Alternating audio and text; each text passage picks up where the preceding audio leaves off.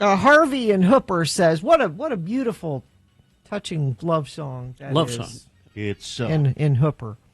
Because on this day, and because our attorney insisted, By orders. by order, of the court. yeah, By order of the King of September. Jimi Hendrix died on this day.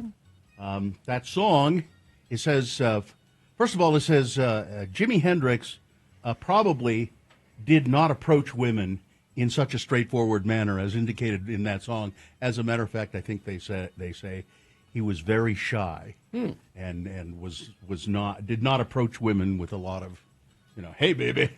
And the song was, by the way, was written for a girlfriend of his who has an unusual name, Lithophane Prigden.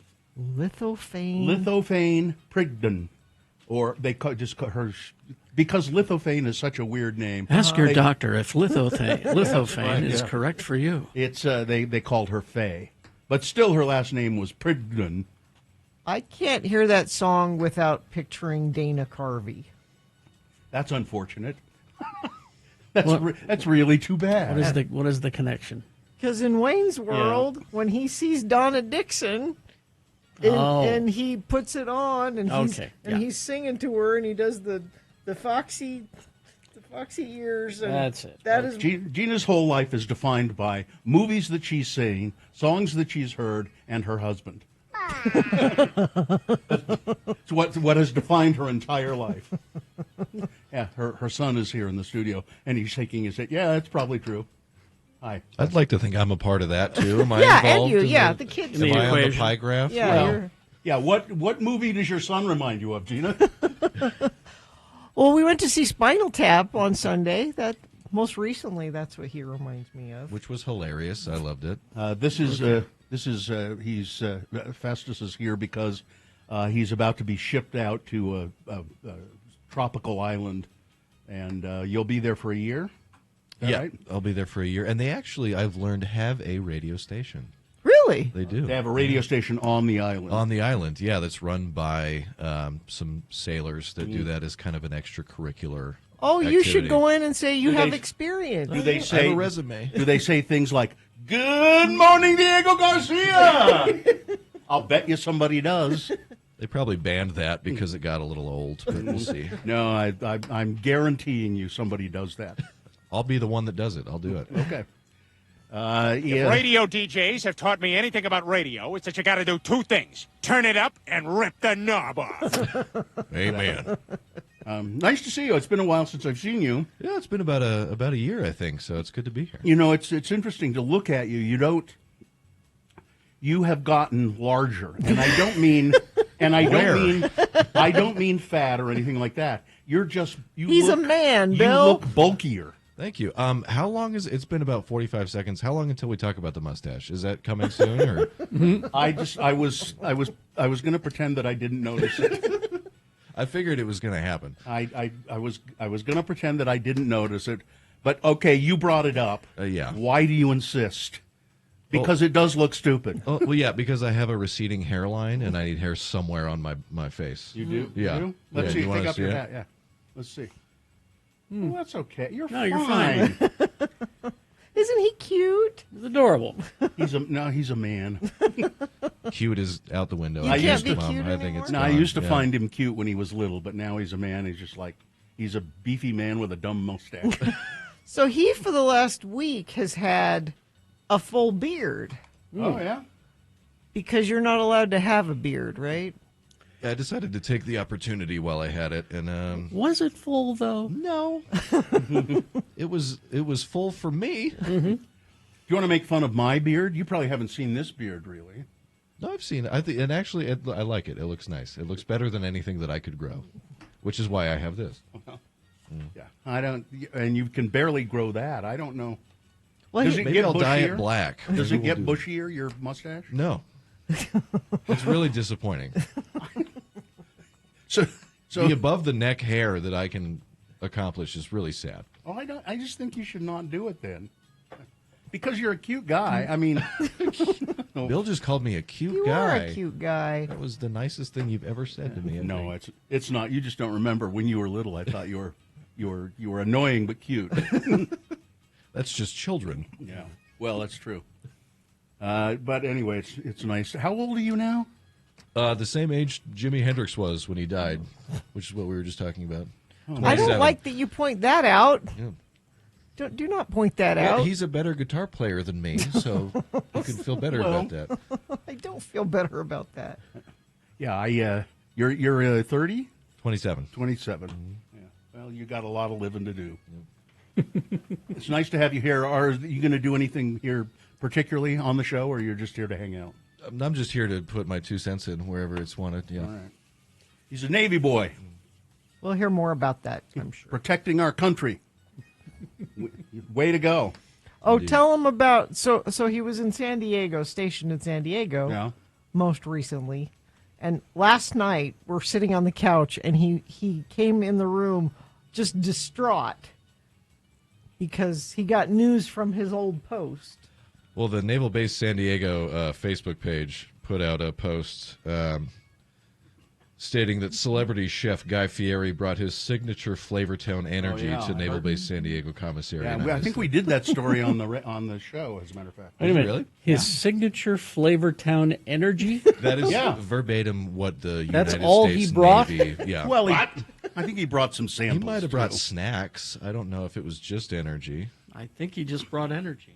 Can you bring donkey sauce on a military base? He's wearing a T-shirt that says Knuckle Sandwich. That's his production company. Yeah, okay. That makes more sense now. Yeah. Well, it's nice to have you here. It's good to be here. Signature energy. Yeah. No, we had a story on the radio last week. I think he's also bringing some like food to a place on the base where people can buy his. A knuckle sandwich? Is he bringing? Is that the name of a dish? Yeah. All right, let's take a break, shall we? This has been Farting Around with Carrie, Bill, and Gina on X96, Radio from Hell. Sure has. We will take a break here, then we'll come back, and you can check in with us if you like. I don't know why you'd want to talk to us. We're just... Everything we do is bad. We're the scum of the earth. Yeah. So call us and tell us... that, I guess. Just reaffirm? Yeah, reaffirm the fact that we're bad. 877-602-9696. That's the number to call. Check in with the Radio from Hell show this morning. We like to hear from you in the morning, good or bad. You could also text us if you prefer. 33986 is that number. Larson, HVAC, and plumbing. There are guys. They could be your guys. All you have to do is call them and have them come to your house, and Sean will come over, and you and Sean share that you are friends of the program. Mm-hmm. He and his family have been doing HVAC and plumbing since 2017. And do you know without a doubt whether your furnace is going to last through the winter? You don't. No, I do. I do. Oh, you do? I do, because Sean has been over to my house. So. Yeah. But the rest of y'all out there, you probably haven't had your furnace or water heater serviced or checked in a while. There are go-to guys, and they could be yours, too. You just need to give them a call, have them come out. Make sure everything's set for the coming winter. And they have special offers just for X96 listeners and friends of the program on their fall furnace tune-ups and VIP plans, along with free water assessments where they check your HVAC and plumbing systems, make sure everything's running just like it should. Plus, listeners get 10% off your first service, but you have to call 801-930-5450, or you can go online at larsonhvac.com/X96.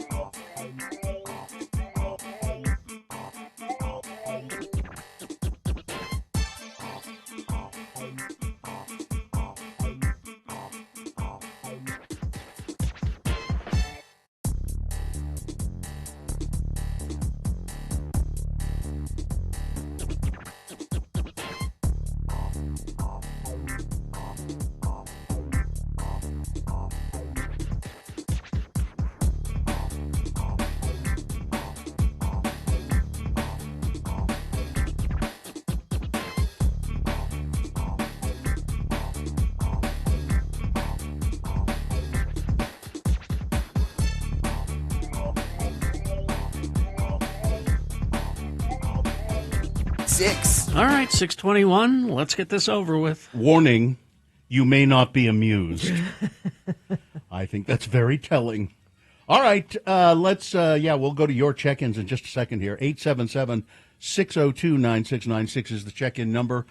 You can also text us, 33986. Have we a sponsor left to do this? Yes, Fan X, September 25th through the 27th at the Salt Palace. Over 100 guests from your favorite fandoms like Doctor Who, Vampire Diaries, Lord of the Rings, and more. Plus, special guest authors, artists, comic creators, fan favorites from every genre. For more information and promo codes, go to x96.com. The moon, only 11.1% of full. It was just a little crescent moon hanging up in the sky there this morning, up in the eastern sky.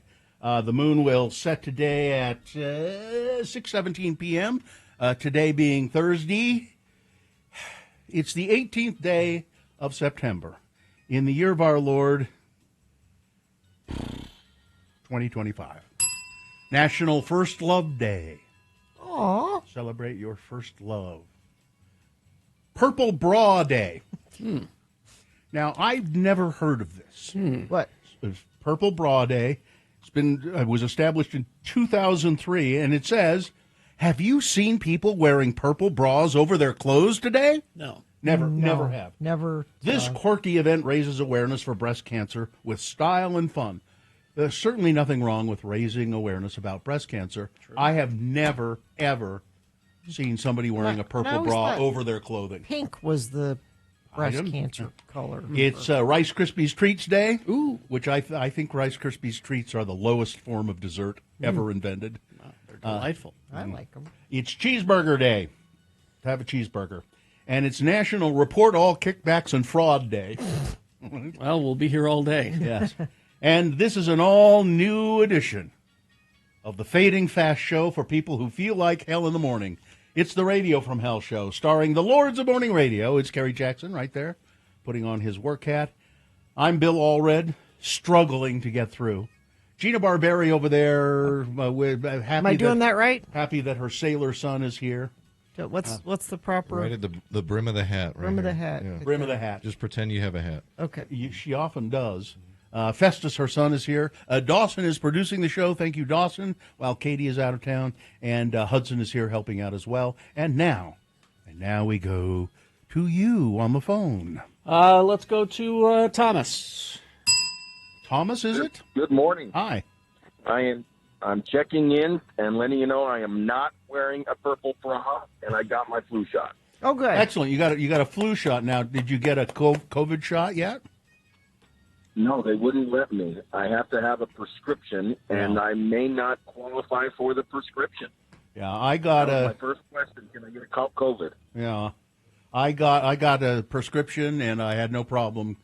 But I had to get a prescription. But you had to get a prescription. Yeah, for some unknown reason. Oh, you know. And of course, you know. Well, of course. Well, yeah, I know. I know why. But my doctor said, well, of course I'll give you a prescription. I'll just call them. Mm-hmm. And so I got the flu shot and the COVID shot. Festus, can you write us a prescription? I've been already on top of it. Okay. I mean, can you really? No, you can't. No. I mean, I can write prescriptions. But only for people in the Navy, right? Yeah, for active duty. Yeah, no civilians or kids. There's a very specific demographic that I can Thomas, anything else? I said join the Navy. Maybe I should join the Navy and get their prescription. Yeah. We want you, Thomas. Good idea. Exactly. All right, Thomas. All right, thanks. Thomas, thanks. All right, have a good day. Right. Thanks. See ya. Let's go to Melissa. Hi, Melissa in Bountiful. What's going on? Good morning, lords and lady and royal offspring. How are you all this morning? Doing as well as can be expected. Well, good. I was just going about my morning, getting ready to go to work, and all of a sudden I feel very old. I remember when Festus was born. Well, I don't. I have, well, I have been listening. That's probably a good thing. I've been listening to you guys since I was in 8th grade, and I was raised in a super strict Mormon house. Mm-hmm. So I would steal my dad's little radio that he listened to in the garage on Saturday into my backpack, and I'd smuggle it out of the school. And then we'd go to school early, and we'd sit in the bathroom and listen to you guys. Oh, I love that. And then, yeah. Boy, there are a lot of people listening right now who don't. Well, and then I had to, when I got my driver's license, I always had to make sure that I changed the dial on my car when I got out. So that, so that your parents wouldn't know. Yeah, you guys had questionable, maybe less ideal views. I don't know what you're talking Sounds about, Melissa. Right. Yeah, there are lots of people who agree with your parents. There are even more people who agree with your parents today than back then. Exactly. It's true. I now live, we built a multi-generational home, and so my mom lives here with us in her own little area. Yeah. But a couple days ago, she came out, and you guys were on, and you did your little thing before going to commercial, and she just stares at me, and I stare right back, didn't even flinch, and then she goes, I can't believe they still call it that, and just walks away. The boner of the day? That's the boner of the day. Is that what it is, the boner of the day? That she has problems. Oh, don't even get me started on what happened when I brought a boner T-shirt home. Warning: you may not be amused. There you go. I was hoping you'd isolate that. Very proudly, but I just needed you guys to know. All things aside, really quickly, I'm on the tail end of what's been the hardest 2 years of my existence, and you guys have kept me going. It's been very, very lonely, and having you with me in the mornings has meant more to me than I could ever express, and I know that I'm not the only person out there that feels this way. That means a lot to us to hear that, Melissa. Thank you. And Melissa, it would be very helpful if you wrote a letter to every one of our sponsors and told them that. Well, I am one of those influencers, so maybe I'm just kidding. All right, Thanks, Melissa. Thank you. I hope things get better guys. Thanks for for you. all you do. Thank you very much. Let's go to Wendy. Hi, Wendy. Good morning. Thanks for letting me listen. Yeah, what's up? Well, hey, I just wanted to say thank you to Festus, first of all, for your service, and to Gina, because it's a sacrifice for everybody. My kiddo also is in the Air Force, and he was in Diego Garcia. I think I texted you guys a while ago and let you know about that, too. But he was only there for 3 months because he's in the Air Force. He wasn't there for a whole long time, but he sent some pretty fun videos and had some good stories, so I just hope you have a good time, I guess, as much as you can. Your son didn't hate it there? Yeah, how do you like it? He actually really liked it. He says he's safer there than he is in the United States. So, I mean, well, that's probably true. That makes me feel better. Yeah. Yeah. Can I go with you, Festus? Yeah. Do you want? I've got a pretty big suitcase. All right. Thanks for checking in with us, Wendy. Nice to hear from you. Thank you. Thanks, Wendy. Thank you, Wendy. All right, let's see. John, the literal liberal, in a literal coal mine, checking in. The miners have been restless the past couple of weeks. Thanks for letting me listen. Release the files. Let's see. Mixer driver Shane, Sketchy Blake of Ogden. Yeah, we do have a Sketchy Blake bathroom report. Is that today or tomorrow? You know, there are two bathroom reports. We might have to save it for tomorrow. There's another bathroom report. So the guy who was checking out the bathroom in San Diego. I think we need to send us an email about that. Yeah, we're full up today, so I think we need to save it for tomorrow. Yeah, we'll get eventually. Yeah. Zane of Dallas checking in. Sad day today. I got a Texas driver's license. Oh. So I'll be a Texas resident. Sorry.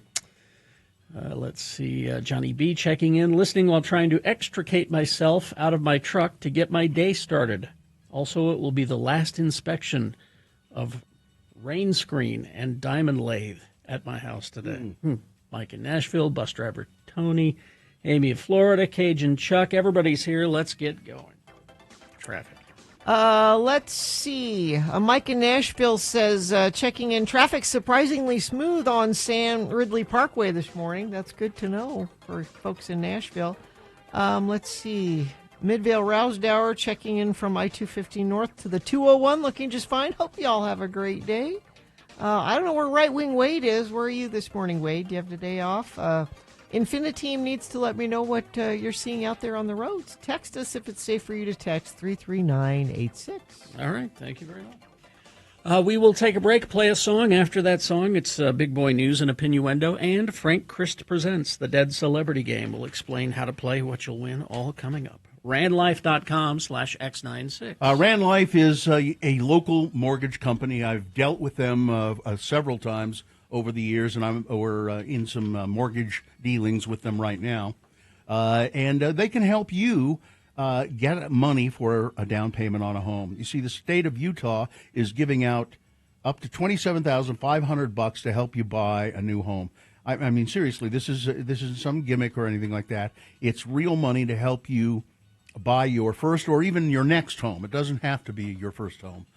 Remember in the past that it had to be a first home only, but now it goes beyond that. And the best part is most down payment assistance programs come with a second mortgage payment. Not this one. No second payment, period. Rand Life knows how to navigate this kind of thing. They know how to help you get this money. So why don't you contact them? They're the experts, not me. I can just pass along this. Go to randlife.com/X96 for more. randlife.com/X96.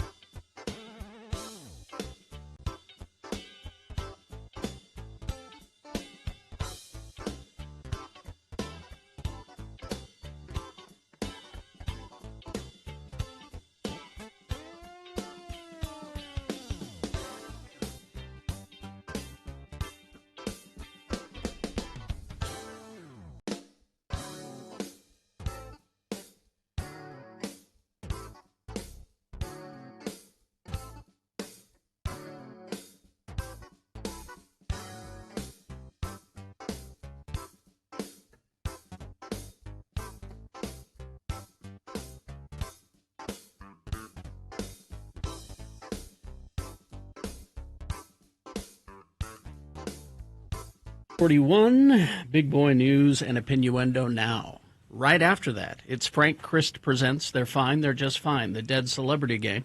We'll give you a list of 4 celebrity names. 3 of those celebrities are just fine. One of them is dead. If you pick the dead one correctly, you will win. A $50 Brighton gift card. This is for Brighton Resort's Not Oktoberfest. I mean, it kind of looks like but it's not. No. There's music, beer, great food, mechanical bull rides, games for the kids, but it's not October. No, it's not. So, not Oktoberfest ticks, right? 877-602-9696 is the number to call to play. Frank Christ Presents They're Fine, They're Just Fine. Right after this, Big Boy News and Opinioendo, brought to you by the Daybreak Fall Home Show coming September 26th to the 28th to the new ballpark at America First Square. Get your home organized. Find everything you need to prepare your home for the holidays. Parking and admission are free. More information at thebesthomeshow.com. And so it continues. ABC announced last night that they are pulling Jimmy Kimmel's late night show off the air indefinitely after conservatives accused the longtime host of inaccurately describing the politics of the man who is accused of fatally shooting right-wing activist Charlie Kirk. And in particular, the FCC, the Federal Communications Commission, said it would be a good idea to do something like this. Is there a merger involved in this at all? Yes. Yes, there is. The abrupt decision by the network, which is owned by the Walt Disney Company, came hours after the chairman of the Federal Communications Commission, Brendan Carr, assailed Mr. Kimmel, which is what the Federal Communication Commission is supposed to do. Yeah. They're supposed to harass broadcasters. He suggested that his regulatory agency, the FCC, might take action against ABC because of remarks that the host made on his Monday telecast. The network did not explain its decision, but the sequence of events on Wednesday amounted to an extraordinary exertion of political pressure on a major broadcast network by the President of the United States. Mm-hmm. Many Democrats immediately criticized the move, with Chuck Schumer. Oh, he's really courageous, isn't he? The Senate Minority Leader calling it, he used a very strong word here. It's outrageous, said Schumer. But President Trump, in social media posts from Windsor Castle in Britain, where he is traveling, described it as great news for America. The decision to suspend Jimmy Kimmel Live was made by Roger Iger, Disney's chief executive, and Dana Walden, the company's television chief, according to 2 people with knowledge of the matter. The comments at the center of the week's firestorm came during Kimmel's opening monologue on Monday night. Quote, "We hit some new lows over the weekend with the MAGA gang desperately trying to characterize this kid who murdered Charlie Kirk as anything other than one of them, and doing everything they can do to score political points from it," Kimmel said. I would say I don't really necessarily agree with that comment. However, he should be free to make it. After he said that, the bit is look how tore up Donald Trump is about it. They go to a clip of a reporter asking Trump how you feel about, the death of your friend, Charlie Kirk. And Trump said, well, we're feeling pretty bad about that, but look over here. The giant ballroom is being built. I mean, in the same breath. Yeah. He's all broken up about it.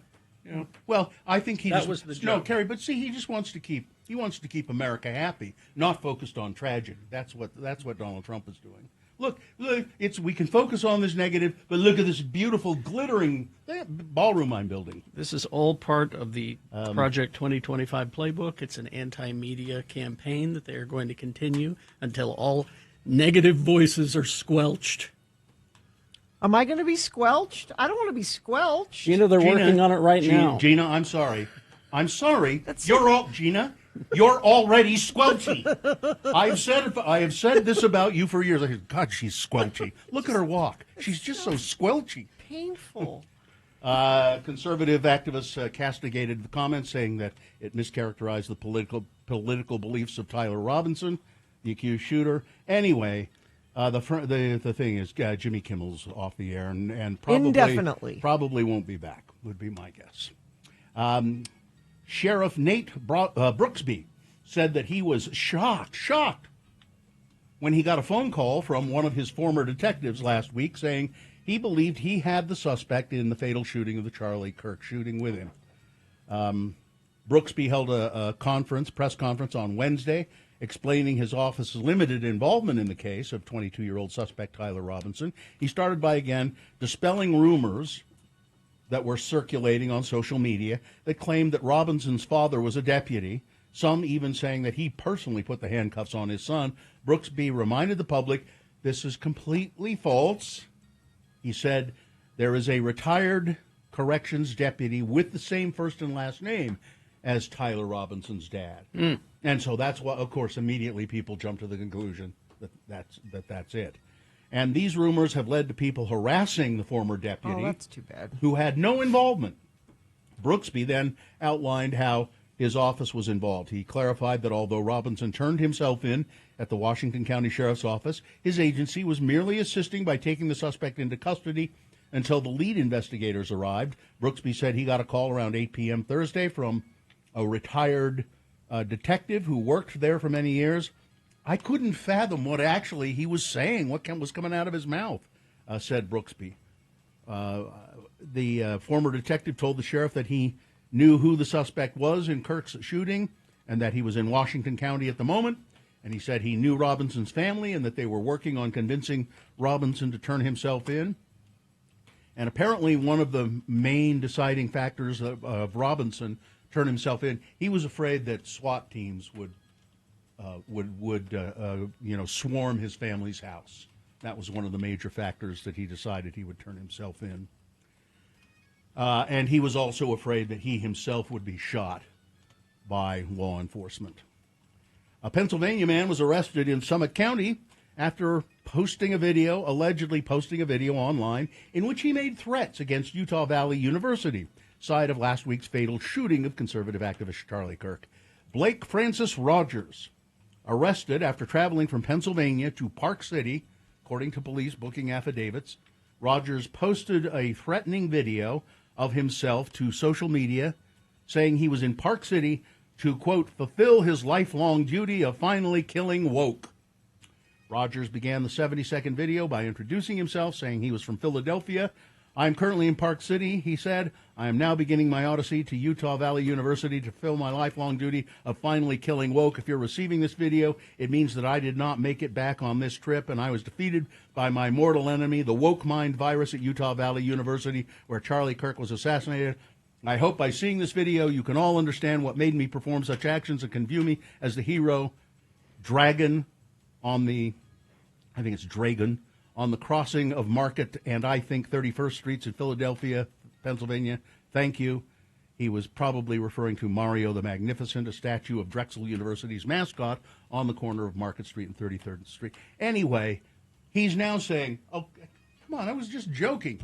This was just a joke. I was kidding around here. As Jimmy Kimmel has proved, you can get in trouble for jokes now. Now maybe he was joking. It doesn't sound like a joke. Pretty stupid joke. Yep, pretty stupid. Donald Trump is escalating threats to crack down on what he describes as the radical left following Kirk's murder, stirring fears that his administration is trying to harness outrage over the killing to suppress political opposition. Without establishing any link to last week's shooting, Trump said members of his administration have discussed classifying some groups as domestic terrorists, ordering racketeering investigations, and revoking tax-exempt status for progressive nonprofits. How do you have racketeering charges against Antifa, which is not it's not a group. There's not a and he's talking organization. But he's also talking about going after Open Society Foundation, founded by George Soros. So that is an organization. You know, they would have a hard time pinning down Antifa, because there isn't any. Yeah. But there are other organizations that they can go after. Barack Obama, former president, said the United States is at an inflection point following the murder of Charlie Kirk, and that President Trump has further divided the country rather than work to bring people together. There are no ifs, ands, and buts about it. The central premise of our democratic system is that we have to be able to disagree and have sometimes really contentious debates without resorting to violence. Obama said. The CDC, if you're unsure about whether to get a vaccine or vaccinate your child, you're not alone. Public health experts say confusion may grow in the weeks ahead as a newly formed vaccine advisory panel prepares to make more changes. Hello, polio. This is good news for me because I invested in an iron lung company. That was smart, Kerry. Very good. Very smart. You got in on the bottom, and it's going up. And that's it for now. Right. I don't have time to do a water skiing squirrel story. That's all right. Sports, weather, traffic.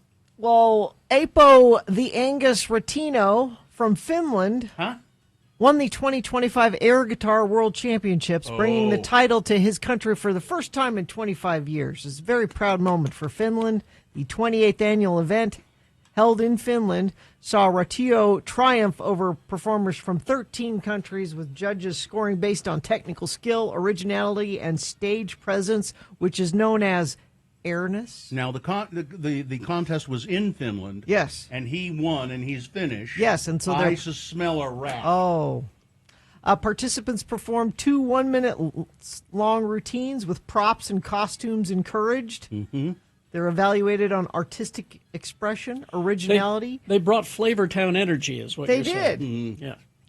That's sports. Weather. Just another beautiful day. A little warmer than yesterday. 83 for a high and sunny. Overnight low 60. Tomorrow, also 83. Looks like next chance of some storms is Friday night into Saturday. Looks like it's getting to be a little bit more of a chance we'll see some storms on Saturday. 40% chance they're saying right now. Traffic, we have a crash, I-215 northbound approaching the I-80 Redwood exit. Right lane's blocked in the road construction zone. Traffic is back to the 201 freeway. Crash, I-15 southbound at 26 South and Woods Cross. The HOV lane and left shoulder are blocked and traffic is backing toward Bountiful. If you see something, you can text us 33986.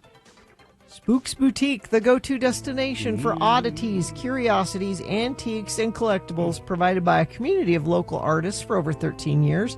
3453 South State Street, Spooks Boutique, where Halloween is not a holiday, it's a lifestyle. He's here, ladies and gentlemen, in the studio with us. The Grim Reaper of celebrity souls, Frank Christ. Oh, hello, everyone. Good morning, Mr. Christ. How are you all feeling? I'm fine. I'm just fine. I don't know. I'm not. Come on, Gina. I mean, you're sure? No, I mean, I'm fine. I'm just fine. Okay. Festus? I'm pretty good, actually. Yeah. You're fine, aren't you? I'm fine. Yeah. All right. Good to hear.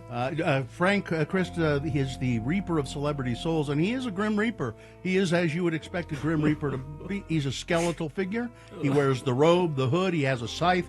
The only update is he doesn't ride a horse like we Grim Reapers did in the past. He has an electric scooter. I care for the environment. I know you do. And you don't like I don't like horses. No, I know. Frank joins us to play a game we call Frank Chris Presents. They're fine. They're just fine. He's given me a list of actors, and he loves these actors. All of the actors. Every one of them. They're all precious celebrities. 3 of the actors on this list are fine, but one of them, well, Frank has taken. And it is the contestant's job to figure out who the dead celebrity is. Do we have a contestant? Bradley is here. Bradley, good morning. How are you? Good morning. I'm fine. I'm just fine. That's good to know, Bradley. Now, if Bradley can identify the dead celebrity, Gina, what does he win? Brighton Resorts presents Not Oktoberfest, featuring music, beer, a chef versus chef showdown with great food, mechanical bull rides, axe throwing, games for the kids, and more. September 9th through the 12th at Brighton Resort. You can find more information at x96.com. Not Oktoberfest. All right, Bradley, because it's National Report Kickbacks and Fraud Day, Frank has given me a list of actors in movies about swindles and con games. Ready to go? Ready. All right, identify the dead celebrity. Number 1, Hamish Linklater, an actor and playwright. He was on TV in The New Adventures of Old Christine, The Crazy Ones, Legion, and Midnight Mass miniseries. He also played Hamlet on stage and was in a production of Twelfth Night in New York. He was in a movie called The Big Short, about hedge fund managers making millions of dollars off of others' misfortune. Number 1, Hamish Linklater. Number 2, Lily Rabe. She was nominated for a Tony for the Broadway production of Merchant of Venice. Her film credits include What Just Happened, All Good Things, Pawn Sacrifice, Golden Exits, and Vice. She was in a movie called The Wizard of Lies about the Bernie Madoff swindle. Number 2 is Lily Rabe. Number 3, Glenn Headley. She played several supporting roles in such films as Making Mr. Right, Paper House, Seize the Day, and Nadine. She went on to larger parts in Dick Tracy and Mr. Holland's Opus. And she had top billing in Dirty, Rotten Scoundrels, about 2 con men trying to swindle a wealthy woman played by Glenn Headley. And finally, number 4, Simon Baker. He had successful roles on TV in The Guardian and The Mentalist.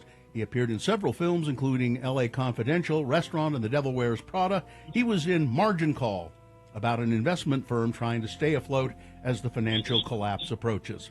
Those are the 4 celebrities. One of those actors is dead. Which one is it, Bradley? Is it Hamish Linklater? No. It's fun to say, though. He's funny. No, fine. no. Hamish Linklater is just fine. But I'm going to give you another chance, Bradley. Listen carefully. Is it Lily Rabe? Is it Simon Baker? Or is it Glenn Headley? Oh, actually, I was thinking it was Glenn Headley. It is, yeah, Glenn Headley. She died very unexpectedly, 62 years old in 2017. Too soon. I think she was on ER too, wasn't she? Yes. For a few seasons? Yes. There you go. You win the Not Oktoberfest tickets At Brighton. At Brighton. Bradley, say thank you, and we'll put you on hold. Thank you. Okay, there you go. Well, I have to go check on Frankie Avalon. Oh, he's got to be in the 90s, isn't he? 86 today. Oh, okay. Oh. Younger than I thought. That's some Four Seasons mileage. Sure He is. keeps telling me big reapers don't cry. But goodbye, everybody. Goodbye. Goodbye. A friend of the program says it looks like I-15 northbound completely shut down just north of 33rd, and UDOT agrees with you. All traffic stopped northbound I-15 in South Salt Lake. This is near the I-80 interchange. It's to clear debris off the roadway. Delays are now backing to Midvale. Crash I-215 northbound approaching I-80 Redwood Road. Exit right lanes blocked in the road construction zone. Traffic back to the 201 freeway. Crash I-15 southbound 26 South in Woods Cross. The HOV lane and left shoulder are blocked. Business owners, do you owe $15,000 or more in employment taxes and don't know what to do? McClure and Stewart, your local trusted tax attorneys. Go to McClureandStewart.com today. KXRK Provo, we will take a break, and after these messages, Geek News will be postponed. I feel really bad because this next segment is going to be so political. It is. It's this political. We're going to see. Gina claims that she can tell the difference between Diet Coke and Coke Zero. It's just, and it's a taste test. Yeah, we're going to do a taste coming test. up. All right. After these messages, stand by.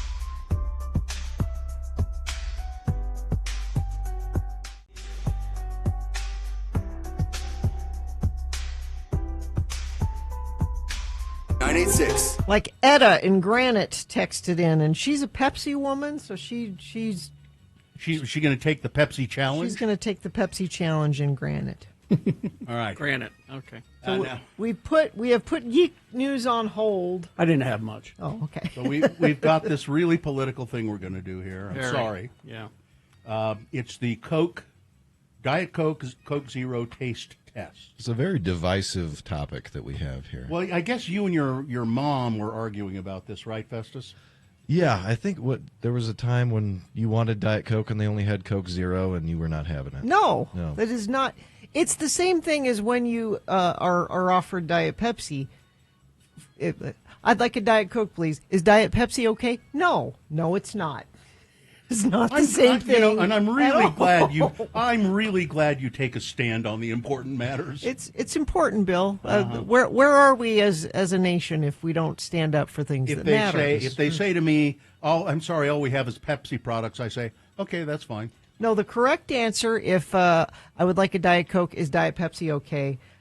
No. Do you have Dr. Pepper? That's usually people will pick, right? That's a good follow-up. Hudson agrees with me. That's a good follow-up. Okay. Oh, good. You got an 18-year-old intern agreeing with you. Great. He's 19. He's 19, okay. Come on. Okay, so we're going to take this test. Who's going to go first? Yeah, how do we do this? You're running this test, so tell us what to do. Okay, I'm going to have, so you have 2 cups, and they are numbered. Number 1 and 2, only I know which one is Coke Zero and which one is Pepsi. So why don't you... No, Diet Coke. Or Diet, yeah. Diet Coke and Coke Zero. Yes. So why don't you guys take the number 1 cup first. Okay, number 1 cup. All right. You didn't slip me a Mickey, did you? You'll find out. You don't even know what that is, You'll do you? find. He's in the Navy. Of course he does. I already know. Can I give my answer? I think I do, too. I think I might as well, but let's taste them both. Okay, that's number 1. Number 1, and then try number 2. All right. I don't know. They taste the same to me.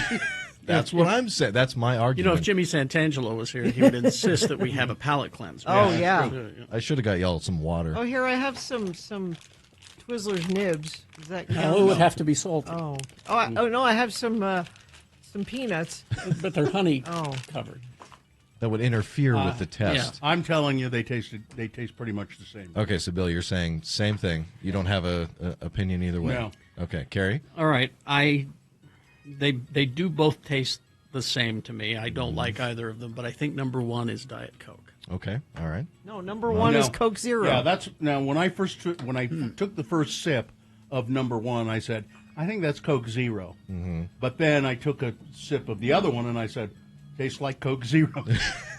That's my argument to you, Mom, is that they taste the same. But you think number 1 is Coke Zero, number 2 is Diet Coke. Yes. Okay. Is that correct? You would be correct. Okay. Yeah. Oh boy, which is impressive. Yeah.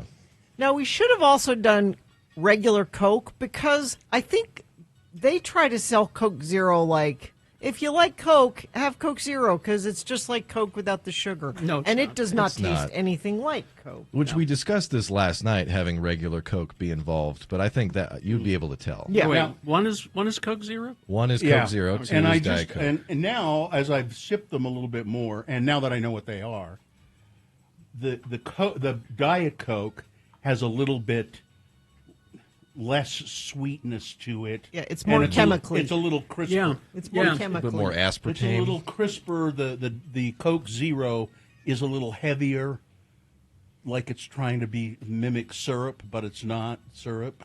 And I kind of get that. Now that I'm trying them both, I kind of get that too. I mean, if I'm picking, I'll go with Coke Zero. Really? Yeah, that's kind of my thought on it as well. And like, would you don't mix that with a booze, Carrie? Would you mix a Coke Zero? The Coke Zero? Yeah. Yeah, like whiskey? Something sweet. Yeah.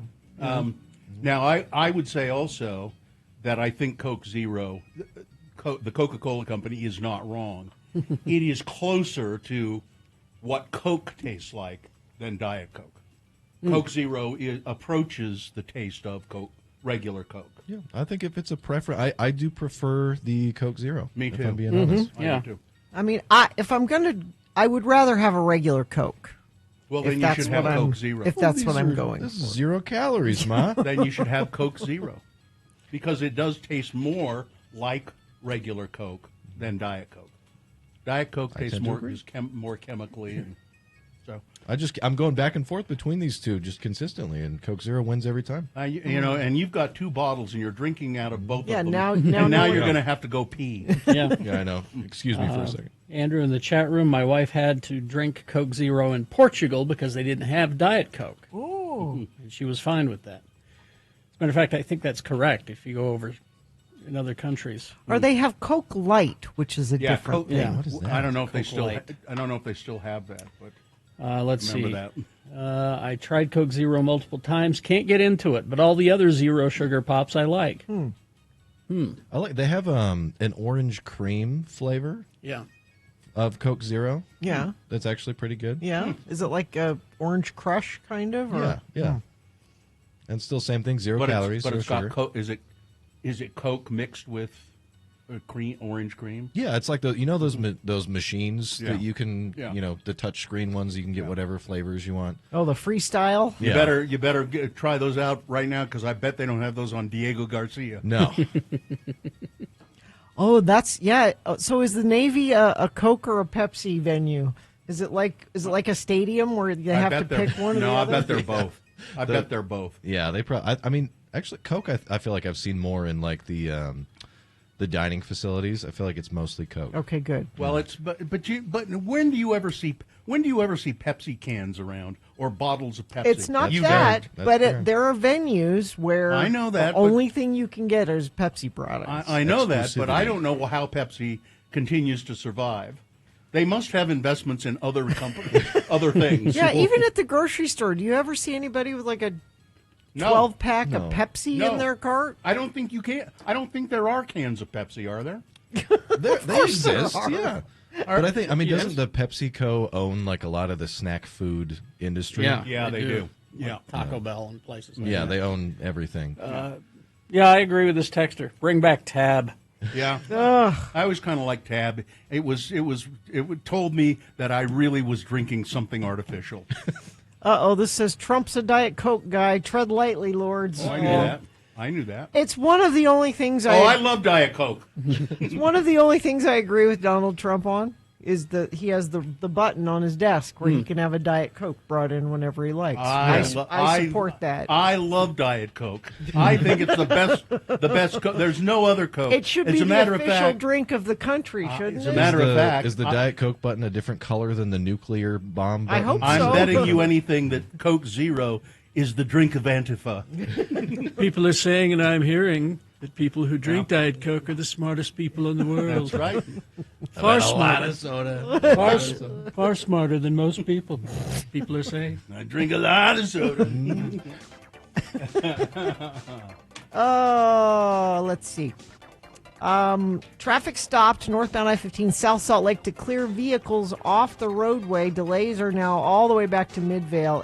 It's not good. I can tell on the UDOT cameras we're at a dead stop there, northbound I-15 in South Salt Lake. They have reopened it, but there's lots of residual slowing there.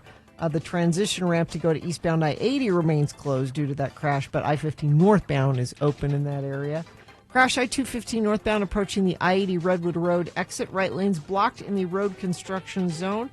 Traffic is back to the 202 freeway. And a crash I-15 southbound at 26 South and Woods Cross. The HOV lane and left shoulder are blocked. Cabin Fever, locally owned and operated since 1982, located in the heart of Trolley Square. It's Cabin Fever, so much more than a card store. All right. Got boners coming up here, the candidates you'll be voting for. Number 1, The Leftovers. Boner candidate number 2, the ads that you have to watch are for prunes and creamed corn. and boner candidate number 3, Cupid will recover and move to Donkeyland. All right, boner of the day, big boy news, all coming up after some messages and a song. Stand by for that. Salt Lake Film Society. Festus and I were just at the Broadway Center Cinemas on Sunday to see the new Spinal Tap, which we laughed out loud often through. I would suggest you go see that if you're a Spinal Tap fan. So Broadway Center Cinemas does things like that. They have first-run movies, brand new stuff you can go see there. But they also do these programs that are always super fun. We just finished the Summer Showdown. Now we're into the Tower of Terror. It's classic horror movies on the big screen. Remember they had Michael Myers in the lobby, like a life-size... Get your picture taken with Michael Myers before you go to enjoy Tower of Terror. This week it's Terror Vision, which you looked that up, I Bill. looked that movie up. It's directed, I can't remember the guy's name now. He's directed dozens of schlock horror movies, and this one says it's so bad it's good. And then They Live, which is also a cult classic. I love that one. Friday and Saturday nights. Also, you don't want to be saying, damn it, Janet, on Halloween. Get your Rocky Horror tickets now before they sell out, because they always do at slfstix.org. Did you know...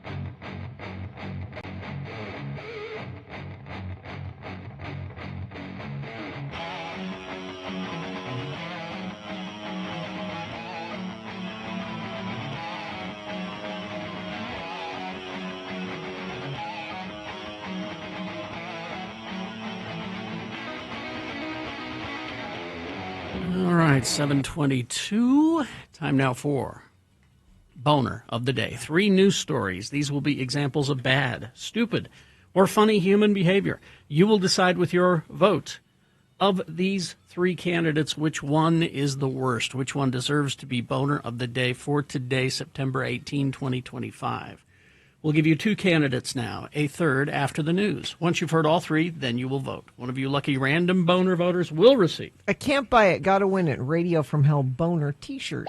And, of course, boner, it's the classic word. It means mistake. It's right? the word Melissa's mom is still offended by all these years later. Even though my grandfather always used to say, you really pulled a boner that time. Mm-hmm. He meant nothing by it other than I made a mistake. All right, here's boner candidate number 1, the leftovers. Some people are quick to call you selfish the moment you stop letting them take advantage of you. She opened her home. She cooked for hours. She made space for her loved ones. And the second that her mother helped herself to all of the leftovers, her family turned on her. This 28-year-old woman has spent the last year being the sole member of her family to host family dinners. And since she's the one who has the biggest house. Normally, her parents, her brother, her sister-in-law, her aunts, and her cousins attend the dinners. It's a ton of effort for her to cook for so many people, but she does love it all. However, a weekend ago, she hosted yet another dinner, and it took her 2 entire days to prep and clean. She also went out and purchased more chairs so that there would be plenty of room for everybody to sit. And while she was serving dessert to her guests, she realized that her mom was in the kitchen, not sitting down with everybody else. She was whispering with my sister-in-law, and then she started opening my fridge. And then I asked what she was doing, and she told me, I'm just packing a few leftovers for my brother's family to take home, she said. Except it wasn't a few leftovers. She had pulled out half the main dish I cooked and almost all of the dessert before anybody else had even had a chance to get seconds. When I said something, she brushed me off and said I was being selfish because my family shares, or because family shares, and that it shouldn't matter since I live alone and I don't need all that food anyway. This woman was appalled at her mother's behavior, and now she's not speaking to her, and I agree. Her mother is the boner in this story for taking all the leftovers. Boner candidate number 1. Particularly without asking. Do you mind if I take these? Here's boner candidate number 2. The ads that you have to watch are for prunes and creamed corn. Paying to use a public bathroom isn't a new concept, with plenty of countries charging an entrance fee to allow people to literally spend a penny to pay toilet. But these public toilets in China have taken the concept to new heights in a move described as dystopian by the anti-consumption subreddit. Some public bathrooms in China are now forcing users to watch ads in order to gain access to the toilet paper. A video shared by China Insider shows a person scanning a QR code on the toilet paper dispenser and watching a short commercial before a few squares of paper are dispensed. Wow. And what if you need more? Do you have to watch another ad? If that's not enough paper, or if you don't want to watch the advertisement, you can actually pay to skip the ads. Is it a toilet paper ad? No, I'm telling you, it's ads for prunes and creamed corn. Oh. They claim the system cuts down on waste, with authorities suggesting that some people have been taking excessive amounts of free toilet paper. But the move has been heavily criticized, with many suggesting that they would simply choose to carry their own tissue in case they needed to use a public bathroom in China. Plus, there are potential hygiene issues. If somebody needs to use the bathroom, but their phone's out of batteries and they don't have any spare change. Oh, yeah. What if? Or what if you don't have a smartphone? Yeah. Boner candidate number 2. And the ads that you're forced to watch are for prunes and creamed corn. Coming up in a moment, boner candidate number 3. Cupid will recover and move to Donkeyland. All right. Boner candidate number 3 coming up after this big boy news and opinioendo. Coming up after that, Victoria is here.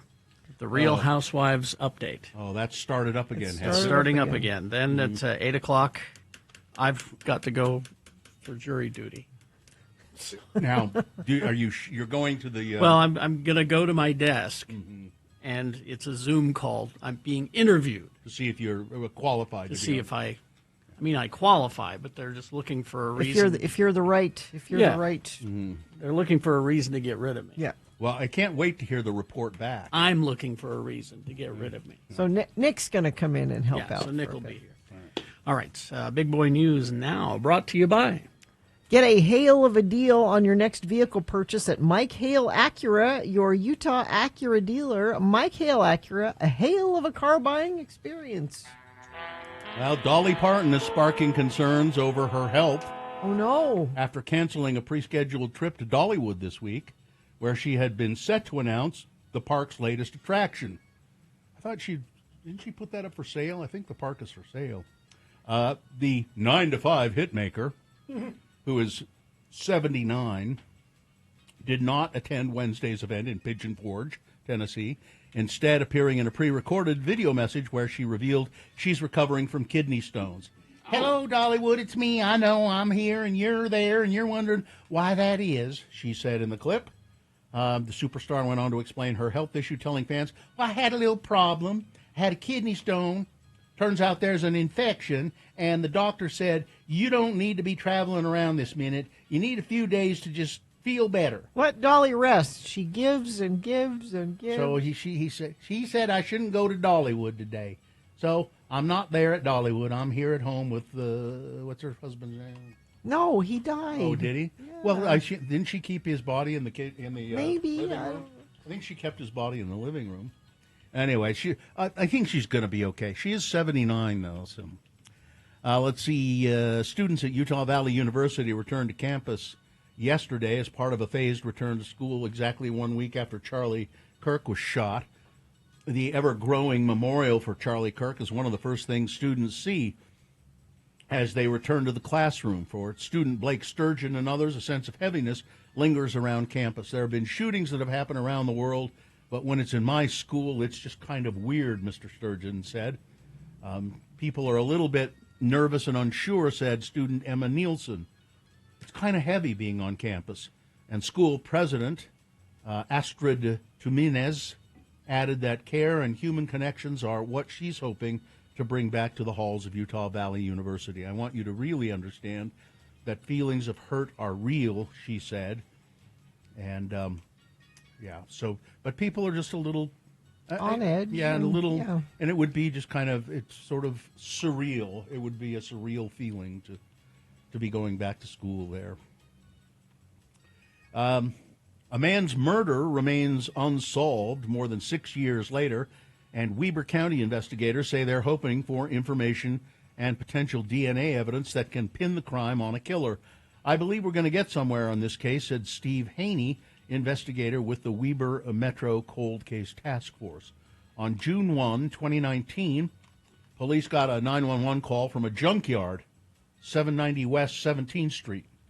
There's a man lying on the ground in our junkyard with a bloody head and a baseball bat, the caller said. I have no idea what happened to him. Haney said officers found the man, later identified as 56-year-old Scott James Perkins, gasping in a pool of his own blood with a baseball bat near his feet. He died in the hospital 3 days later, and investigators said the medical examiner determined the cause of death, of course, blunt force trauma. According to Haney, Officer Haney, Perkins was the main caretaker at the junkyard. There were other people who wanted Scott's job, apparently. They wanted to be the head guy down at the junkyard, and they wanted to be allowed to stay there and get a small stipend. Haney said the night prior to the killing, there was a pseudo party on the property, people drinking. The property owner showed up and wasn't happy, Haney said, and so Mr. Perkins told everybody, you got to leave, get out. But there were two people who slept overnight in a vehicle outside the front gate. They saw a silhouette exiting the fenced area and then getting on a bicycle and riding east on 17th Street. And the police believe that's their suspect. But that's 6 years ago. So they're bringing it up again in hopes that somebody, and they're re-interviewing some of the people who were around, but the hopes that somebody will be able to finger who killed that guy. The LDS Church of Jesus Christ of Latter-day Saints, announced yesterday that they're donating billions of gallons of water to the Great Salt Lake. Thank you. The church said the water is being released from Utah Lake into the Great Salt Lake, and will flow through the Jordan River into Farmington Bay and Gilbert Bay. It will total 10,000 acre-feet or 3.26 billion gallons of water. It's being leased by the church as well as the Jordan Valley Water Conservancy District. The church recognizes we all have to play a role in caring for our natural environment here in Utah, said Bishop W. Christopher Waddell, the first counselor in the church's presiding bishopric over water. I added that. This water lease is one of several projects underway that we hope reflects our commitment to wise stewardship. Well, Trey, a guy who's, a guy named Demartravian Reed is, they call him Trey Reed. His family is seeking an independent autopsy following Delta State University student's death on Monday. His body was found hanging in a tree on campus. At a press event at the Living Faith Miracle Temple Church of God in Christ in Granada late Tuesday afternoon, a lawyer, Vanessa Jones of the Jones Law Firm, who's representing the Reed family, told the media that the family is still waiting for answers. We don't know exactly what happened. We're seeking answers from Delta State University, and we want answers from the coroner's office. Delta State University staff found Reed's body hanging from the tree in the middle of the campus. Surely there's cameras around and stuff that maybe. I don't know. No foul. They say no. The police say no foul play is suspected. But the family is not Sounds satisfied. like the family suspects foul play. Yeah. Let's see. This is an interesting story about the environment. The cold water upwell, which is vital to marine life, did not materialize for the first time on record. Researchers want to figure out why. What's the cold water upwell? Well, every year between January and April, a blob of cold water rises from the depths of the Gulf of Panama to the surface, and that plays an essential role in supporting marine life in the region. This year, the blob of cold water, the cold water upwell, did not happen. This came as a surprise, said Rolf Schneibel, a paleoceanographer at the Max Planck Institute of Chemistry. He studies the region. We've never seen something like this before. The blob is as much as 10 degrees colder than the surface water, and it helps form nutrients that the marine life eat. This didn't happen this time, and they have no idea why. Apparently, they've documented this for decades, and this is the first time in decades it's not happened. And finally, this. What started as a joke in 1978 turned into a living for not only one, but two generations of families.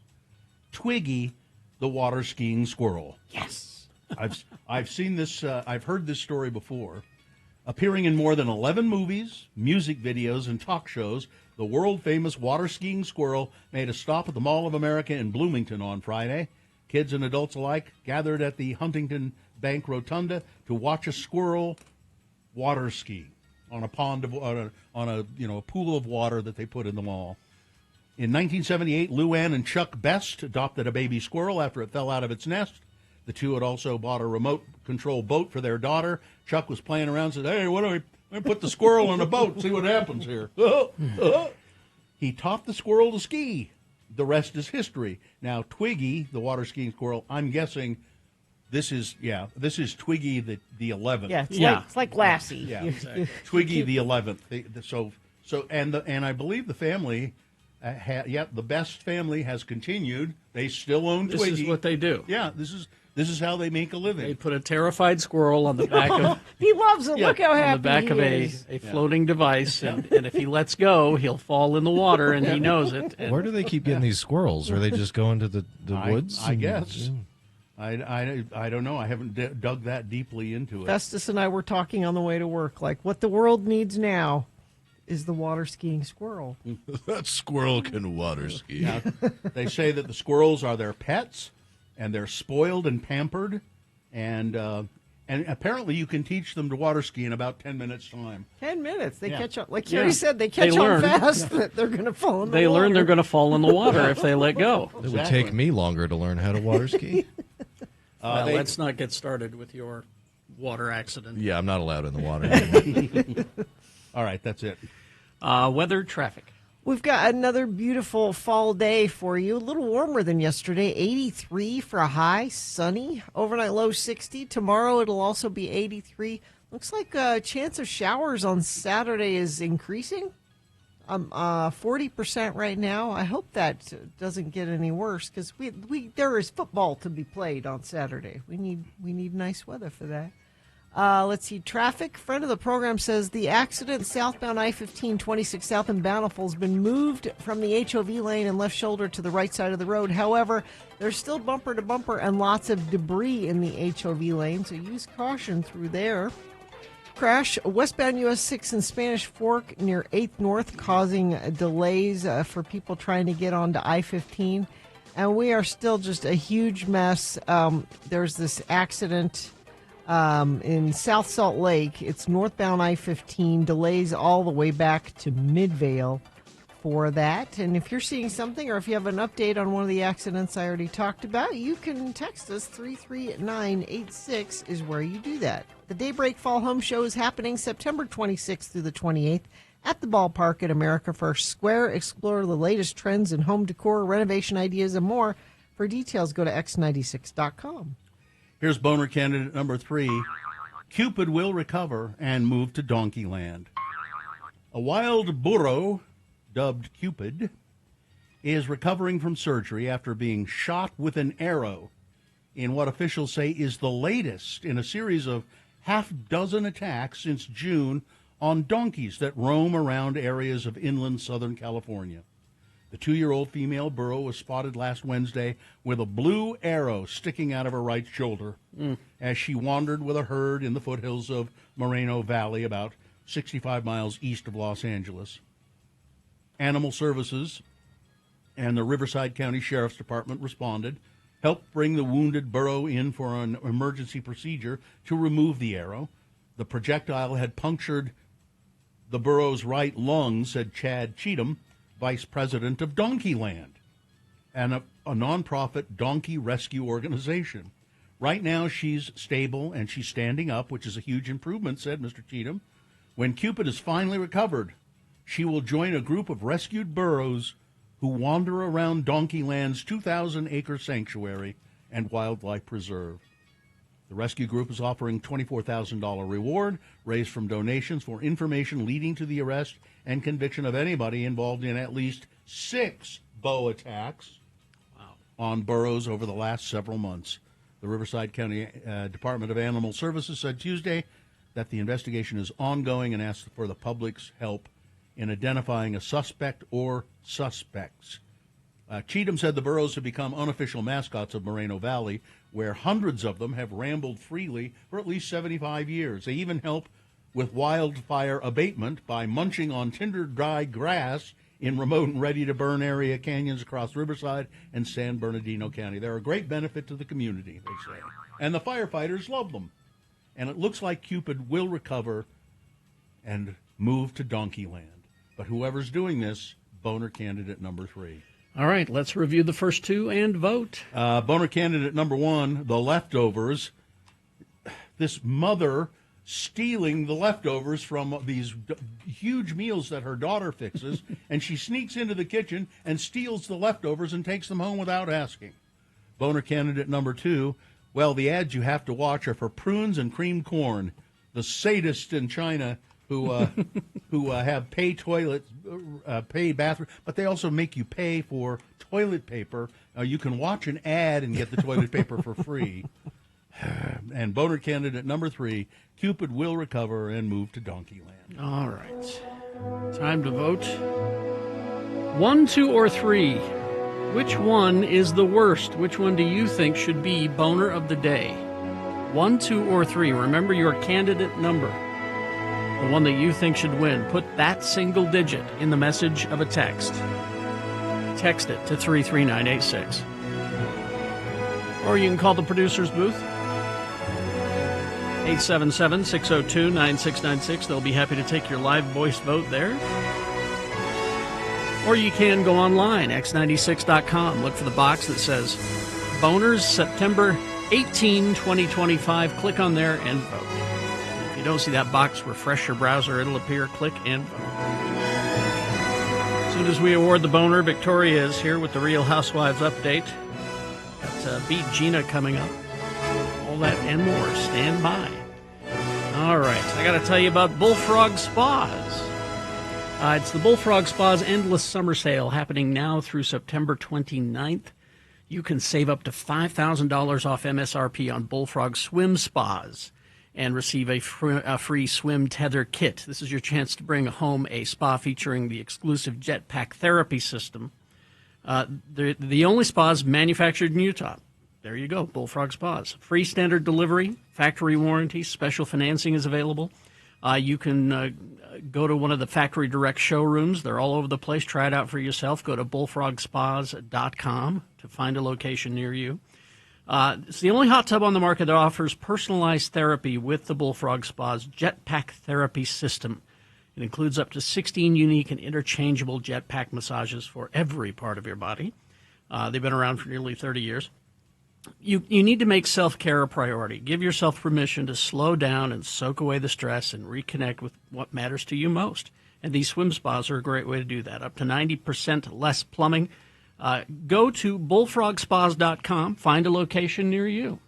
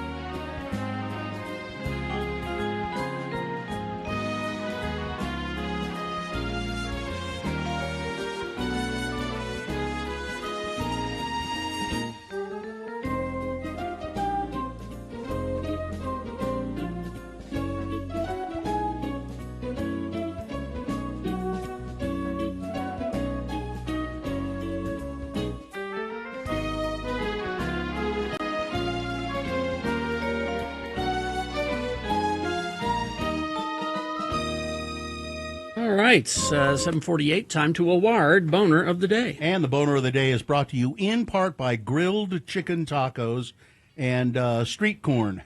And waterproof your home with Baseco, because water can make its way through your foundation in many different ways. Baseco specializes in a variety of permanent foundation waterproofing solutions tailored to your unique issue, from sump pumps all the way to major repairs, crack settling foundations, each solution backed by a guarantee. Schedule a free assessment today at baseco.net.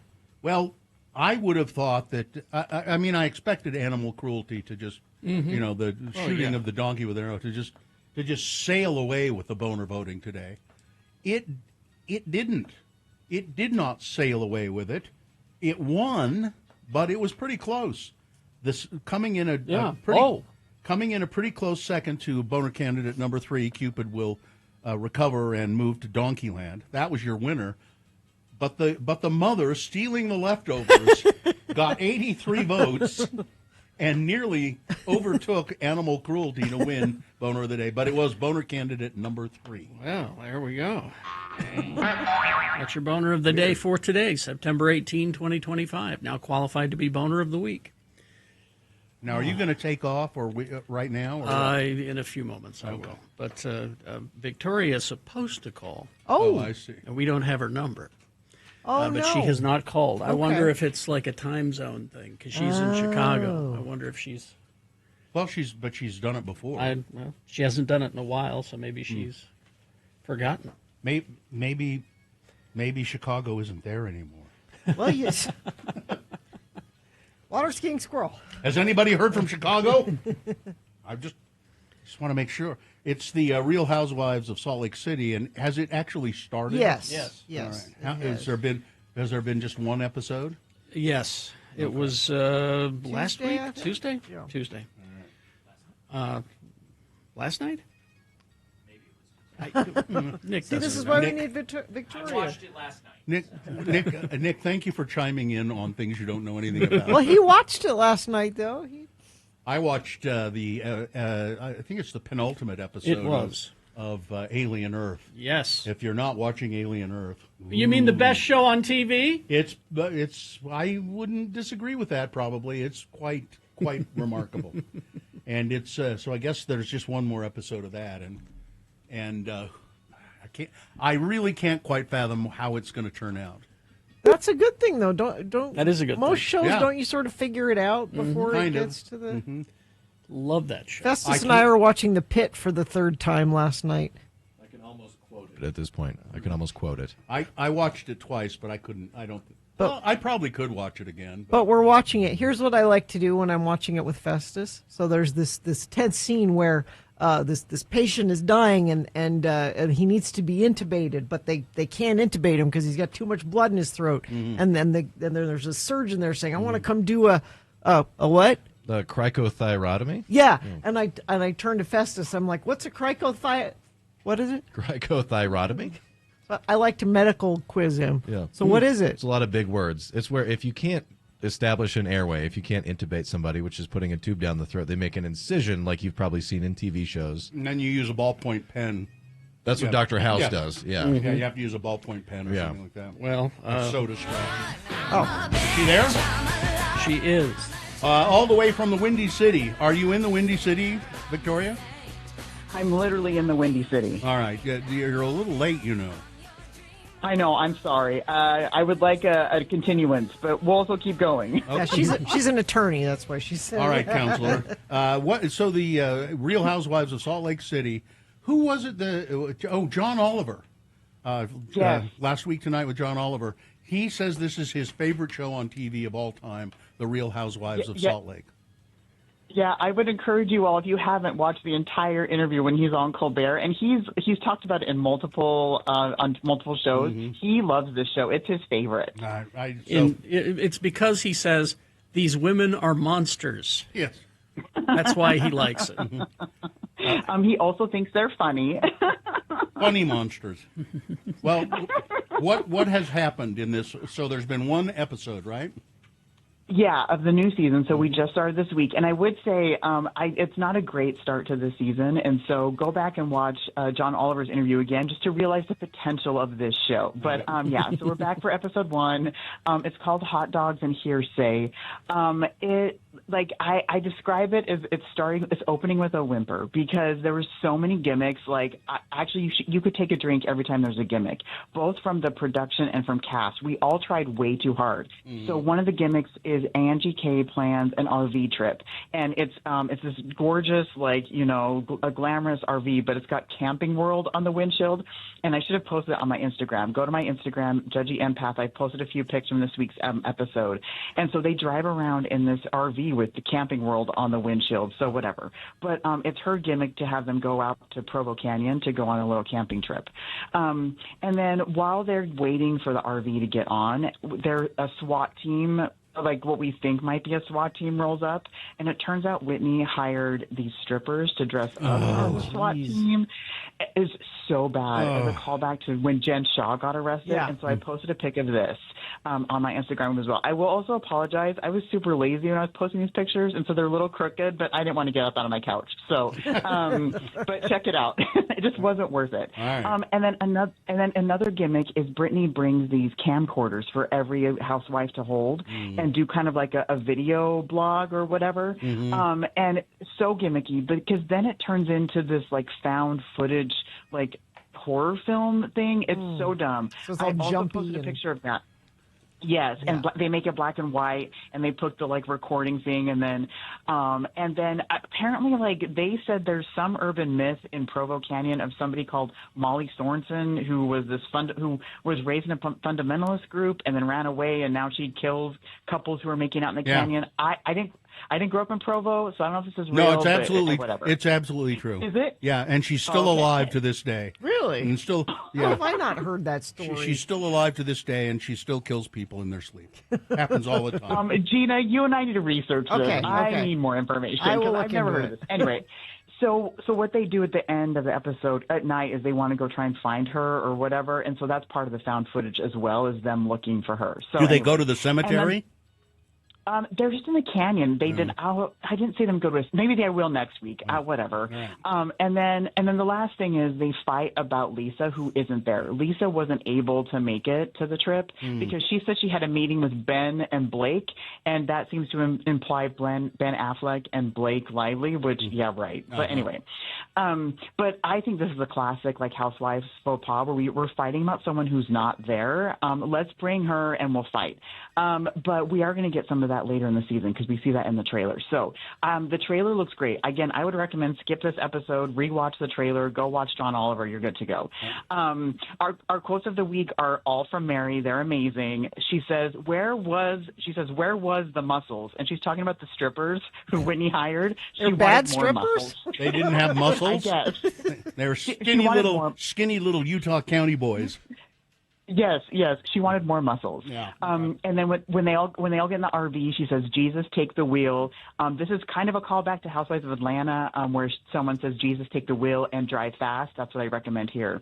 And then she says, "Maybe we can drop you off." And this is to Brittany because as they're driving to Provo Canyon, Brittany says, "Hey, that's on the way to my house." And Mary's like, "Oh, cool, we should drop you off so you don't come on the trip." Yeah. And then when they're going to look for Molly Sorensen in confessional, Mary doesn't want to go on this ghost hunting trip because as she says in horror films, the black person always dies first, and that would be her. So she doesn't want to go. Oh boy. And then for our drinking game this week, you're going to take a drink each time Brittany specifically says drag. Yeah. So if you don't know, drag is slang for, taking someone to task, criticizing them, saying bad things about them. And so she keeps saying drag, stop dragging this person. Don't drag me. We have to wrap it up here, Victoria. Okay. All right. Well, then that's it. That's the drinking game. That's the drinking game. So where do we follow you? And we'll talk to you next week about this. Follow me on Instagram at Judgy Empath and listen to my podcast, Couples Who Bravo Together. All right, thank you. Thanks, Victoria. Thank you, Victoria. Okay, bye, guys. Oh, there's Nick. Hi, guys. Hi, Nick. This will be super confusing because Nick and Festus are here. So. I had a whole crisis about taking off my wedding ring before this.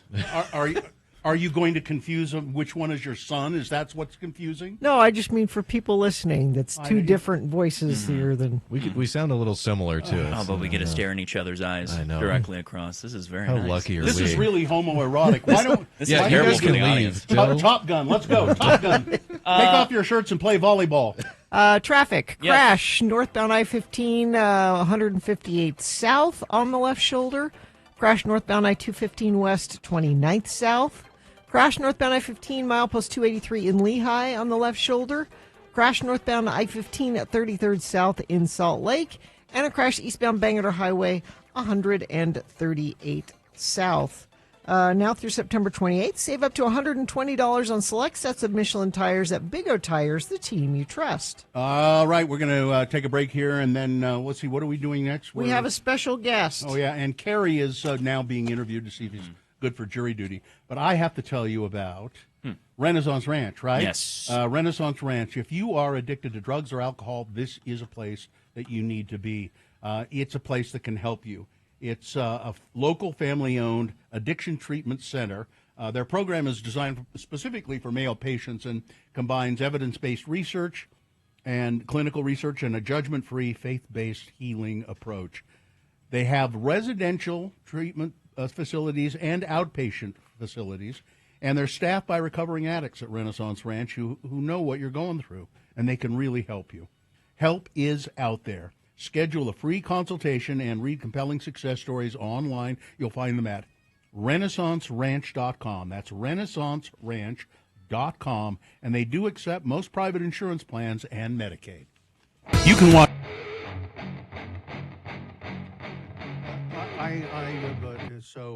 I want to know how you're feeling, Gina. Are you okay? Because you drank some caffeine. Well, so we had the donut critic on today who brought in these new caffeinated protein drinks. Well, they're chocolate milk.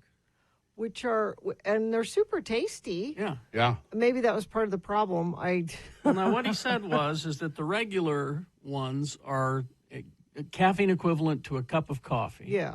And then there's this one that is 2 cups. I didn't have that one. You didn't have this one. I had the 1 cup, but my heart's going blah, blah, blah, blah, blah, blah, blah.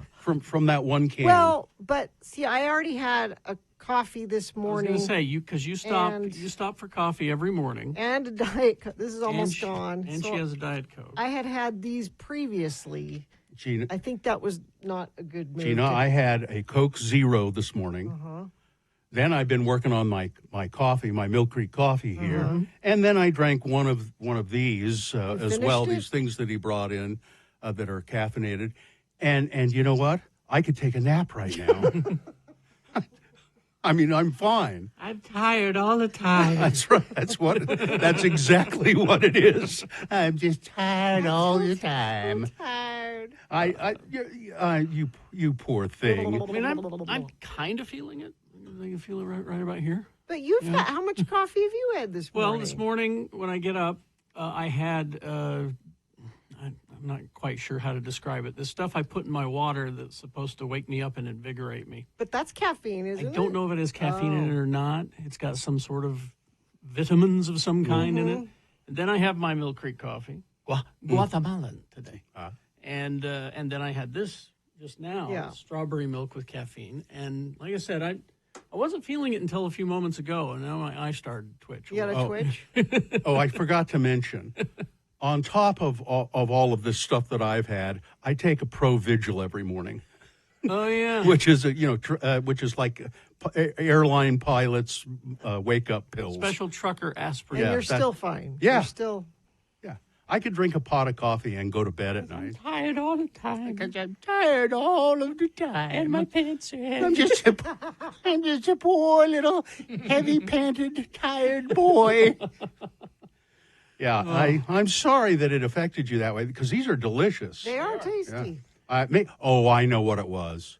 You see, I drank the vanilla flavor, and you drank the chocolate flavor. I had strawberry. And you had strawberry. I think the vanilla flavor, even though they all have the same amount of caffeine in them, I believe, the vanilla flavor would still just be not as effective because it's vanilla. No naps for me. Do you take a nap?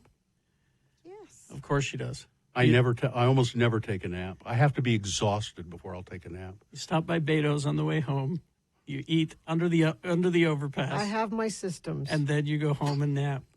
Are you regular? Yes. Oh, In fact, good. I got to go. Right, Do you ever I fall? got another thing going. Do you ever fall asleep in the car? Yes. All right. While you're driving? Goodbye. Goodbye, everybody. Goodbye.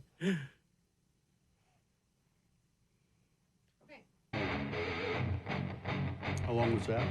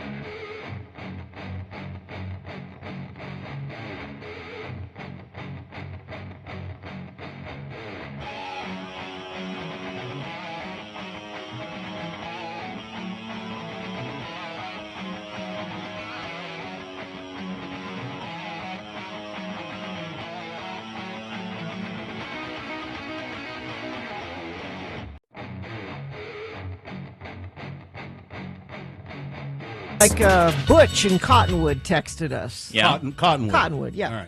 All right. So here in the studio is our old friend, our good friend, the Reverend Bad Brad Wheeler. Mm-hmm. And this was set upon by Gina's sort of thought about doing this.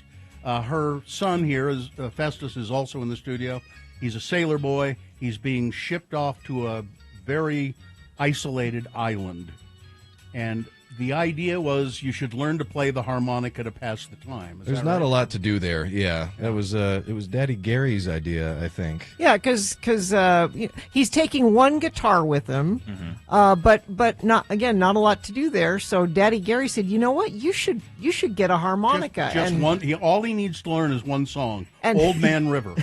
And so when I heard that, I immediately thought of our friend Brad Wheeler, and I thought, well, I don't know what kind of harmonica to get for Festus. Well, you got to get a Honer, right, Brad? Wait, I got to wait. Your mic is not. Is your mic not working? Oh no. Yeah, it is. Should be 6, right? We'll try it again. Over here. Which way? This one. Okay. This one. They're mislabeled. I'm doing my best. All right. Yeah, I learned on a Honer. A Honer. What is it? A band? Something band? Marine band. Marine band. That's right. Sorry, it's a Marine band. So you brought Festus his own.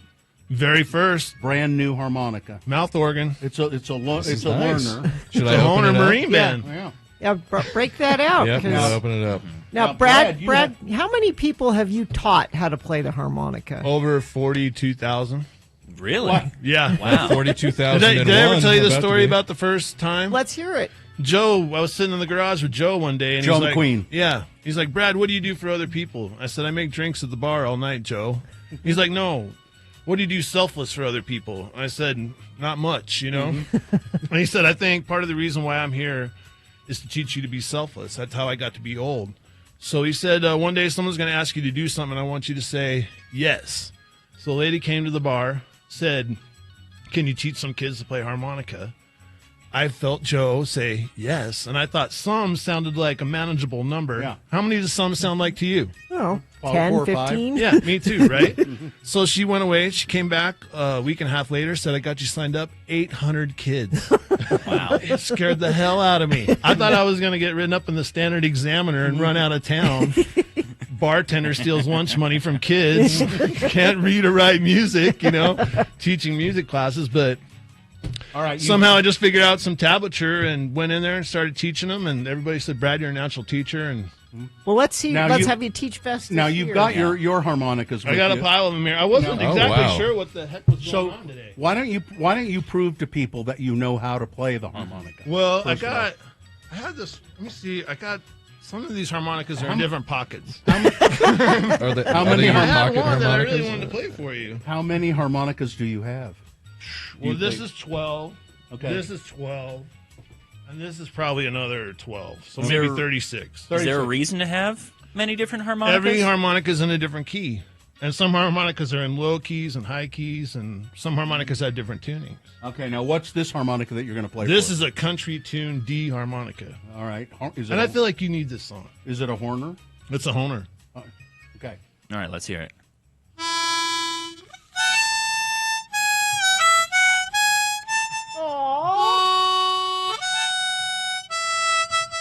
I don't know what song that is.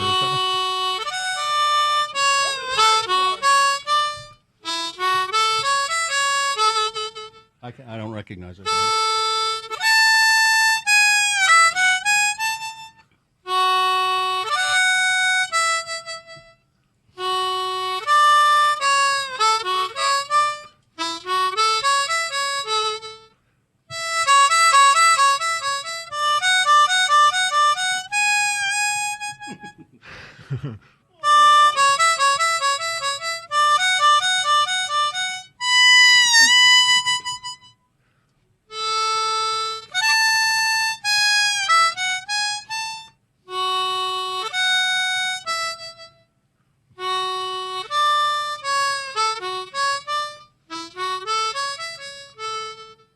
Well done. Now, well done.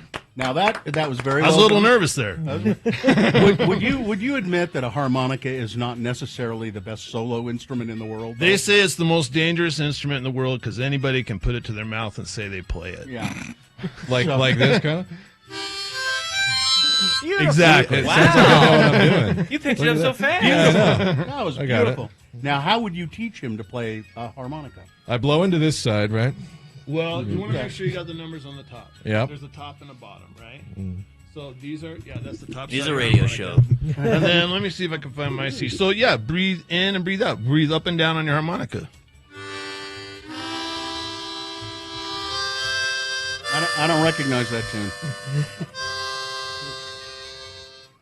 It kind of sounds like I've done this before. I'm trying to find my C harmonica so I can play along with you. Sorry. It's a duet. He's got 48. But so you notice that there's like little holes on the harmonica, or numbers on the holes, right? Yeah. So like here, this is like the first song I teach kids to play when I go to school. It's When the Saints Go Marching In. Oh, nice. Mm-hmm. So if you notice, it's just hole 4, 5, and 6. So usually what I do is I take my fingers and I block off every other hole like this. Okay. And then you just focus on those 3 holes, okay? Okay. So then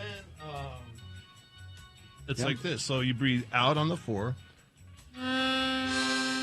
out on the 5.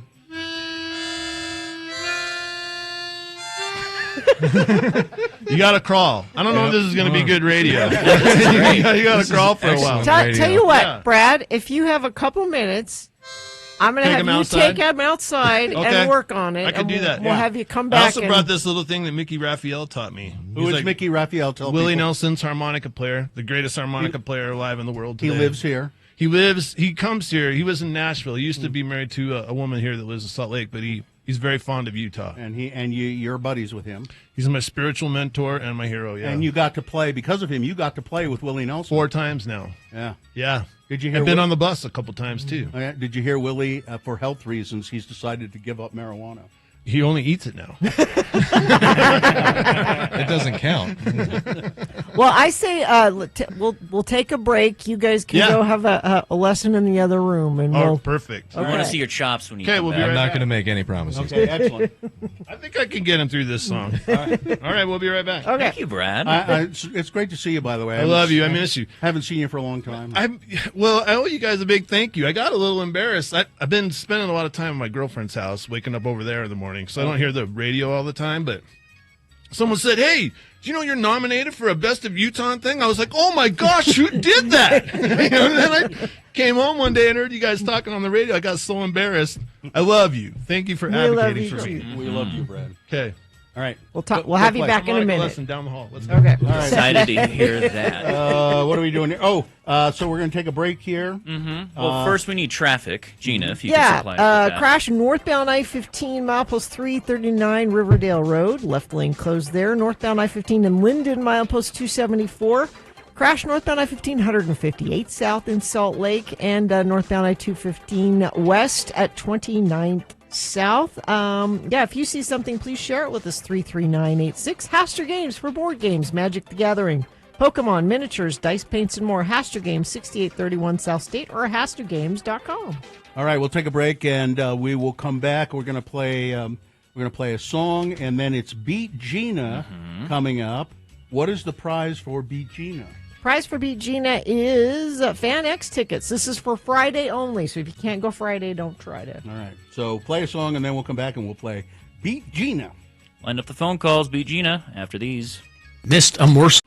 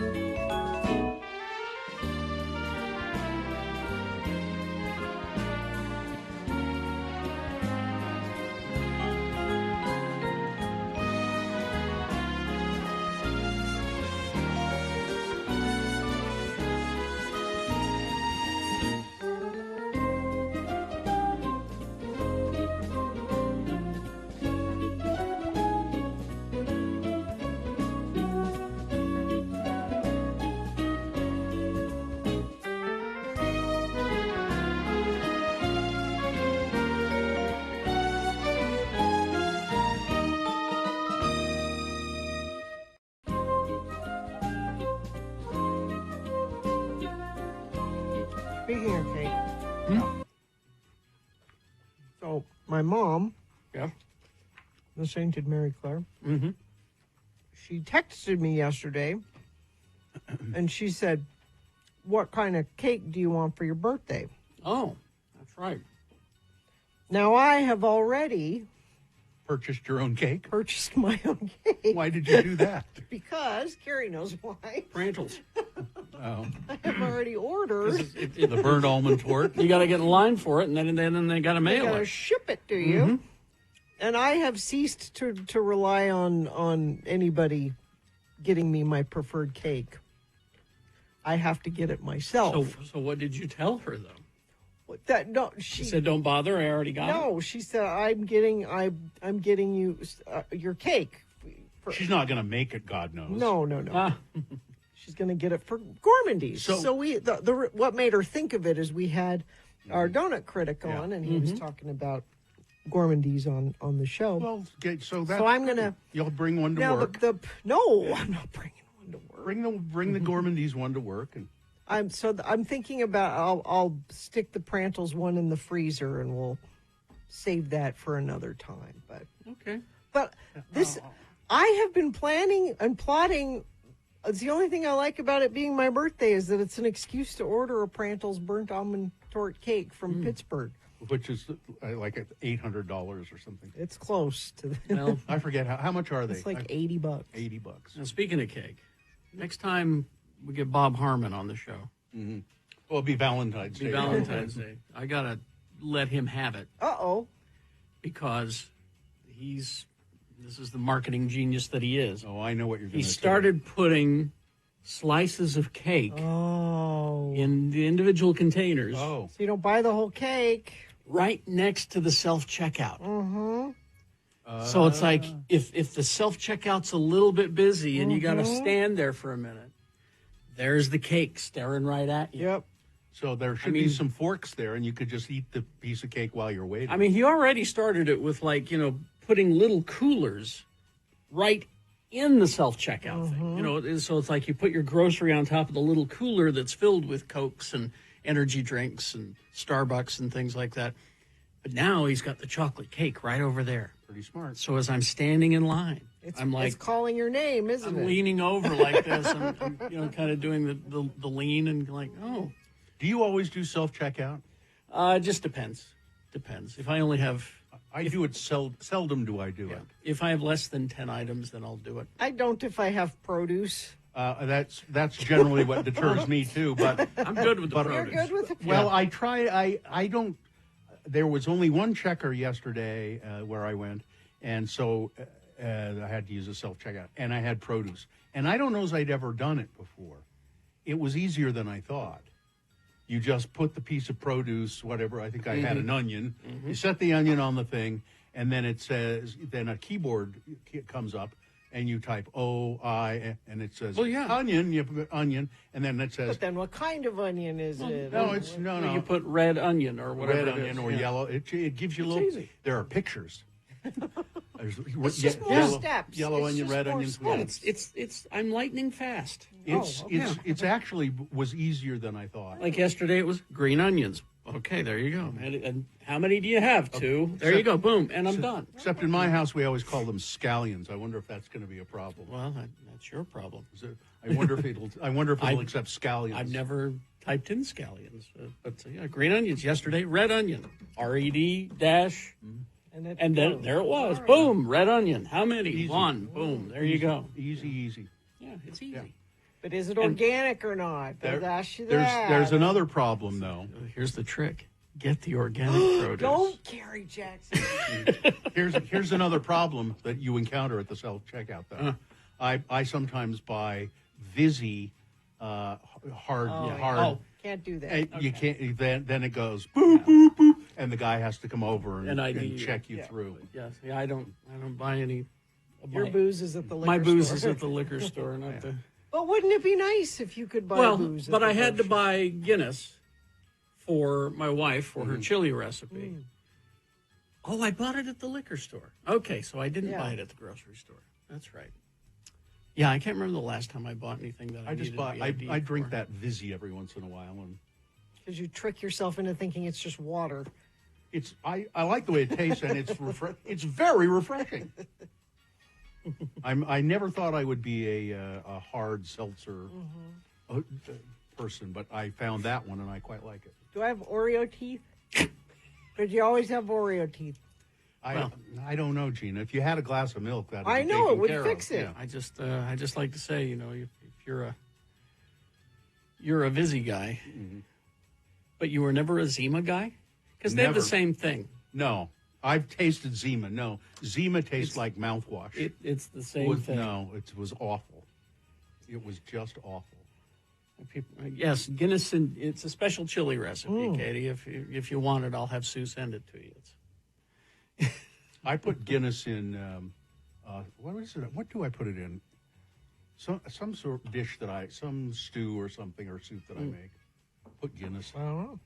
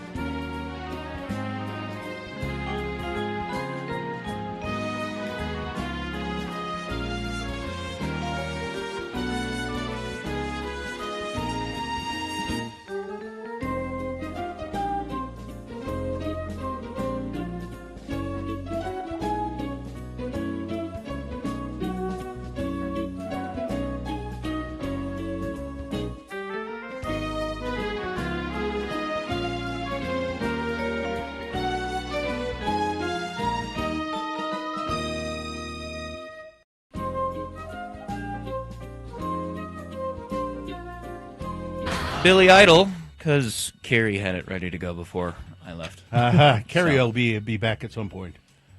Is this brought to you by? Let's see. Yes, we're going to do Beat Gina. Do you want to do Beat Gina first? What do you want to do here? Let's do Beat Gina. And yeah, we then got callers lined up. Okay. Yeah, we'll see how the harmonica lesson went. Okay, after that. Yeah. Okay, yes, Beat Gina brought to you by Fan X 2025, September 25th through the 27th at the Salt Palace. Over 100 guests from your favorite fandoms like Doctor Who, Vampire Diaries, Lord of the Rings, and more, plus special guest authors, artists, comic creators, fan favorites from every genre. More details and special promo codes at x96.com. Well, friends, have I got a product for you? Hello, I'm Johnny Ola, the Beat Gina announcer, and the product I have for you is the Showtime rotisserie oven from Ronco. Oh. Wow. It cooks 2 chickens at a time, golden brown and juicy. And the oven does all the work for you because with the Showtime rotisserie, all you do is set it and forget it. And forget it. Whoa! But wait, there's more. But the music seems awfully loud to me. Is it? Yes. I keep bringing it down. What? Go ahead, Johnny. And with the included baskets, you can do so much more. 4 juicy hamburgers. Just put them in the basket, set the timer, and you'll have perfect burgers every time. Just set it and forget it. But wait, there's more. How about a delicious mouth-watering standing rib roast? It's restaurant style. My friends, for all this work, this machine would cost over $400. But all you have to do is set it and forget it. But wait, there's more. When you order right now, you get the double heating tray for your vegetables absolutely free. Plus, you get the food ties, the carving gloves, and the instructional video. The most important thing here is that you and your family will eat healthy, and Showtime can help you eat healthy. So call Pennsylvania 65000 right now. Do it for your own health and do it for your family's health. But wait, there's more. Wow. And here's the more. Your host, Nick, your buddy, Nick, your pal, Nick Davis. Johnny Ola, I am very impressed by that. But wait, there's more. I'm smelling a good deal. That's what I'm smelling. Do we have a contestant? We do have a contestant. The randomizer has picked Gregory. Gregory, are you there? Yeah, I'm here. There you go. All right. So far, so good. Beat Gina, we all know how it works. I am going to, first of all, flip a coin, heads or tails. And Gregory, heads or tails? Who goes first? Gregory, you got to call it, though. Heads. Heads? Yeah. Sorry, Gregory. Not your favor today because it was tails, meaning Gina goes first. We're going to go back and forth with these trivia questions. And whoever reaches 3 points first wins. And if you get the question wrong, you get the chance to seal. Am I doing right so far? Yep. Okay. Mm-hmm. And what's the topic? The topic is James Gandolfini's birthday is today, so we're doing Sopranos trivia. Perfect. All right. Gina gets the first question. Gina gets the first question. And what is Gregory playing for? Reminder? Fan X tickets for Friday. There you go. All right. Gina, let's kick things off with you. Okay. First of all, it's said that during some scenes, James Gandolfini would do what to anger himself to play his role more authentically? Okay. Is it 1, read the comments section? Mm-hmm. Is it 2, try to catch the ducks from the swimming pool? Mm-hmm. Is it 3, snap a rubber band around his wrist till it hurt? Mm-hmm. Or is it 4, he would put a small stone in his shoe? I believe it's stone in the shoe. You'd be correct about that. All right. That's a point for Gina. Gregory. Now, Gregory. After the pilot ended, a real-life quote-unquote wise guy told James Gandolfini to never do what again? I believe that was a random phone call he later recounted about. Mm-hmm. Is it 1, start a land war in Asia? Is it 2, tug on Superman's cape, spit into the wind, poke the mask off the Lone Ranger, and don't mess around with Jim? Mm-hmm. Is it 3, wear shorts? Or is it 4, have Tony see a psychiatrist? 3.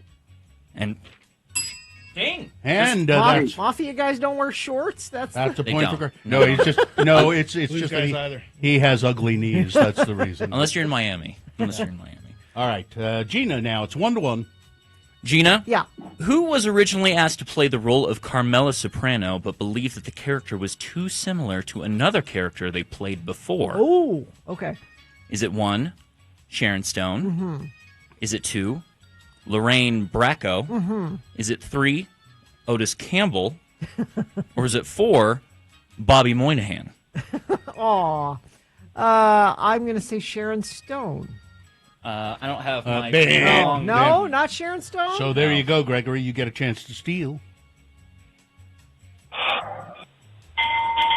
3. He's got his own bell. No. And it is not 3. No, it's not 3. That was also very much wrong. It was Lorraine Bracco. Lorraine Bracco. Who played the psychiatrist? In Spring. Yes. So they All right. cast her in something else. Okay. Yeah, so Gregory, though, you didn't get that, but you do control the question, so this one's for you. Speaking of her, what was David Chase's one rule for scenes at Dr. Melfi's office? Is it 1, Tony should always wear pants? Is it 2, no wire hangers ever? Ever. Is it 3, never show her framed degree? People, didn't want people to know where she went to school? Where she went to school. Number 4, no camera movements. Gregory. Did we lose Gregory? No camera. Okay. No, there you go. Dang. Is that good? All right, you got it, Gregory. He had to take a second to think about it. All right, that's 2-1. Back to Gina. Okay. Gina. What? Who appears in every episode? Is it Edie Falco? Is it James Gandolfini? Is it Gladys Kravitz, the nosy neighbor? Mm-hmm. Or is it Theffens Edie? It's got to be James Gandolfini. Correct. Okay. It's 2-2. Back and forth going to Gregory. Back to Gregory. You could win with this question, Gregory, so be careful. Gregory, The Sopranos was the first cable television series to win the Emmy Award for what? Is it 1, best use of the F word in a dramatic series? Is it 2, most egregious stereotypes in a dramatic series? Is it 3, outstanding drama series? Or is it 4, supporting actress in a drama series? That's number 3. And just Gregory like that, wins the game. Nicely done, Gregory. You've won FanX tickets. Is that for tomorrow? No. Next 25th. Friday. Later this month, yeah. All right. Congratulations, Gregory. Hang on the line, and Dawson will tell you how to get your tickets. There you go. Listen, I have to go. Mrs. Ola just called, and she says, Johnny, get home, because I've got to set it and forget it. Thank you very much, Johnny Ola. Are we going to do... We got time to do a... news here? Yeah, or... well, let's do this and then news. Okay, gotcha. Yeah, we got... so Festus has been getting a harmonica lesson from Bad Brad Wheeler, who is a renowned harmonica player. I hope he didn't get you in trouble with your coworkers out there. No, I don't. There's a lot of people putting their Nah, heads out, looking it's around. just a Like, radio what's going on station.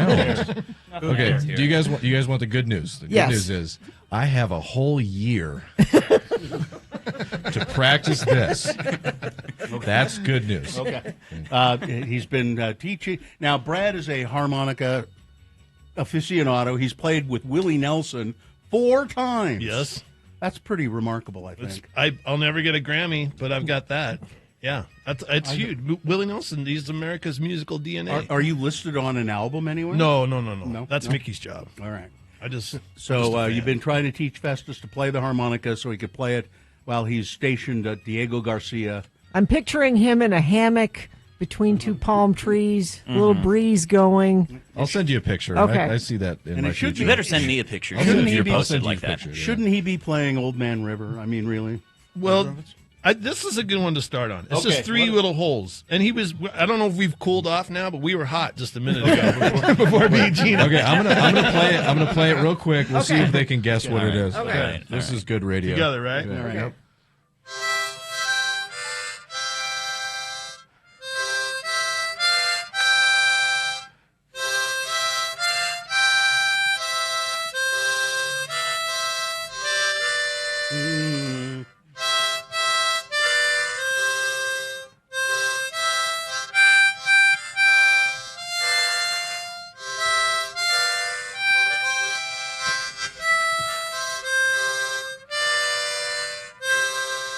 He hit the ending. Yeah, we lost it a little bit, and then we came back. I want you to be watching the news, because in, I'd say, 3 months you're going to have reports of a sailor marooned at sea off the island of Diego Garcia.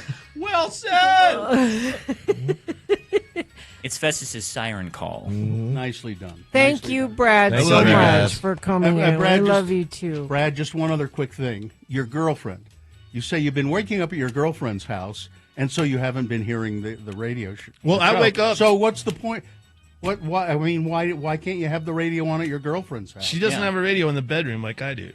She doesn't wake up to the radio. So I hear it after I wake up, get in the car, come home, bathe, and go walk dogs. Now, quickly before you go, because I know you have to go walk your dogs. I got to walk the dogs. What's your next event you have coming up? We got some wiener dog racing going on over in the Maven district. A small, what we call the rally in the alley. Probably like 50 dogs, heavy metal shop. Maven Festival. I think we're going to race 12 Cheweenies. People have been really, when do we get the Cheweenie race? People are really upset they can't bring their Cheweenies, so I think we're going to open the door for 12 Cheweenies. What's a Cheweenie? Chihuahua wiener dog mix. When you see them next to a wiener dog, you can tell they have some genetic superiority to regular wiener dogs. They're really cute. Oh, yeah. And when is this?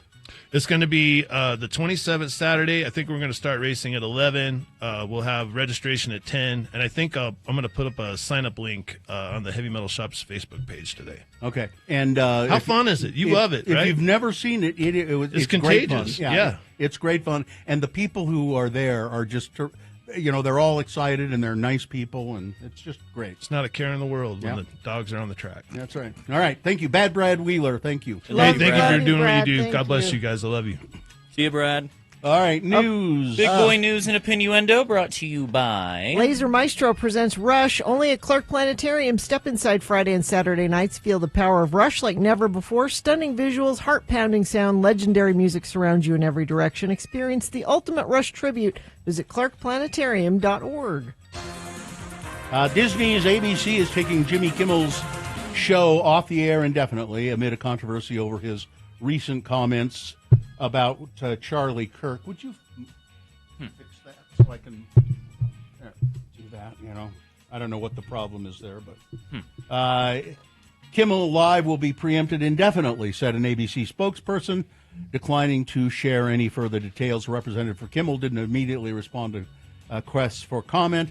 The abrupt announcement came Wednesday evening, last night, as at least one major operator of ABC-affiliated stations said, "We're not going to broadcast this show anymore for the foreseeable future." During his Monday evening monologue, Kimmel suggested that Kirk's alleged killer, Tyler Robinson, might have been a pro-Trump Republican. The MAGA gang is desperately trying to characterize this kid who murdered Charlie Kirk as anything other than one of them, and doing everything they can to score political points from it, Kimmel said. In between the finger pointing, there was grieving. I just don't know why Jimmy would say that. It's wild speculation and bound to get him in trouble. But it wasn't even making fun of Charlie Kirk. No, it wasn't. And that's what they're claiming is the shutdown of the show. Well, if anything, it was I hate deconstructing jokes so much. It is the most infuriating thing on the planet. Well, it's not a joke. It wasn't a joke. But the humor that he was finding was about the response from his own supporters, a.k.a. Trump, who, in the interview that had nothing to do with the show, completely dismissed Charlie Kirk's death and instead changed his focus immediately with reporters about the ballroom that was This under is indicative of the environment we're in. All I'm saying is that Jimmy Kimmel should have been a little bit more judicious in his comments. He should. I'm telling you. All right. It was not a smart move to make. Right? Okay. With a week left to come up with a new congressional map, legislative leaders have appointed 10 lawmakers to a committee assigned to the task of redrawing the boundaries. The job will be led by Candace Perucci of Riverton. Yuck. From the House and Senator Scott Sandall, who I don't know, from Tremonton. From the Senate, Sandall co-chaired the committee in 2021 that drew the maps that were voided last month by a state judge. So sure, put him in charge. After a Utah Supreme Court ruling last year that the legislature should not have been allowed to repeal the 2018 Proposition 4, better known as the Better Boundaries Initiative, the voter-approved initiative was reinstated as law. I mean, the good news is they have to follow the instructions that the Independent Commission Committee gave. So we've got Gerke coming in our next. we can talk about that. We'll talk about it then. Yeah. Let's see what else we have here. Donald Trump weighed in on the charges for the suspect accused of killing Charlie Kirk. Trump, speaking to reporters, noted the possibility that his administration might press forward with federal charges. And he also talked about Governor Cox. He said, the governor's doing a very good job. As you know, they have the death penalty. It's a tough death. It's a tough death penalty, too. Some of them aren't so tough. Not just an easy, simple death penalty. It's a tough one. It's a really tough one. So, I mean, when you get sentenced to death in Utah and they finally execute you, you are really dead. So as whether or not we judge, we'll be working with them. We may or may not be able to judge. He's talking about the federal government. I think he's referring to the fact that we still have the firing squad. Cox, my guess is what he's talking about. Well, okay, if you say so. I don't think he knows what he's talking about, but that's just me. Let's see. Oh, this is terrible. After an auction listing for several of the Leonardo Museum's exhibits generated confusion about the Science and Art Museum's future, the auction house has confirmed the auction is off. The sale was scheduled, postponed, canceled amid repairs and financial woes that led the museum to close indefinitely in June. The auction, which included items ranging from a C-131 airplane from the 1950s to a skeleton in a lab coat, was scheduled to begin today, according to a listing by Salt Lake's Erkelens and Olson Auctions. When asked about the sale, Leonardo board member Lisa Davis told Axios on Tuesday, no items from the Leonardo are currently available via auction. If that changes, we'll be sure to post a notification on our website. So there was all kinds of confusion. No, there's going to be an auction. No, there's not. Well, there is. No, there isn't. Apparently, there will be, at least at this point, no auction of items from the Leonardo. As I previously mentioned, they closed in June because of a lot of financial problems and all that. I think they're going to be hard-pressed to get it opened again. And I think that will be a difficult thing. Sports, weather, traffic. So RSL lost yesterday, but I have retweeted a video of this goal that Xavier Gozo did. It's amazing. I mean, it's the only goal of the game for RSL, but it'll be like on highlight reels this week. So if you want to feel a little bit good about that game, go watch that goal if you would please. That's your sports. Weather. Another beautiful fall day, 83 and sunny today. Overnight low 60. Tomorrow 83 also. Next chance of showers looks like Friday night into Saturday. About a 40% chance. High of 80 on Saturday. That lingers possibility through Saturday night. And into Sunday, we go back down into the 70s. Why spend stupid ticket prices for concerts when you can experience great live music for much less at Salt Lake's coolest, most intimate venues? Don't miss Pink Talking Fish, a fusion of Pink Floyd, Talking Heads, and Fish, live Friday, September 19th at the State Room. Get tickets at thestateroompresents.com. Quick traffic for you. A bad accident northbound near Riverdale Road. Car on its hood, on its top, on it flipped over. Left lane in the road construction zone. Traffic is backed into Clearfield. We've heard from several friends of the program about that accident.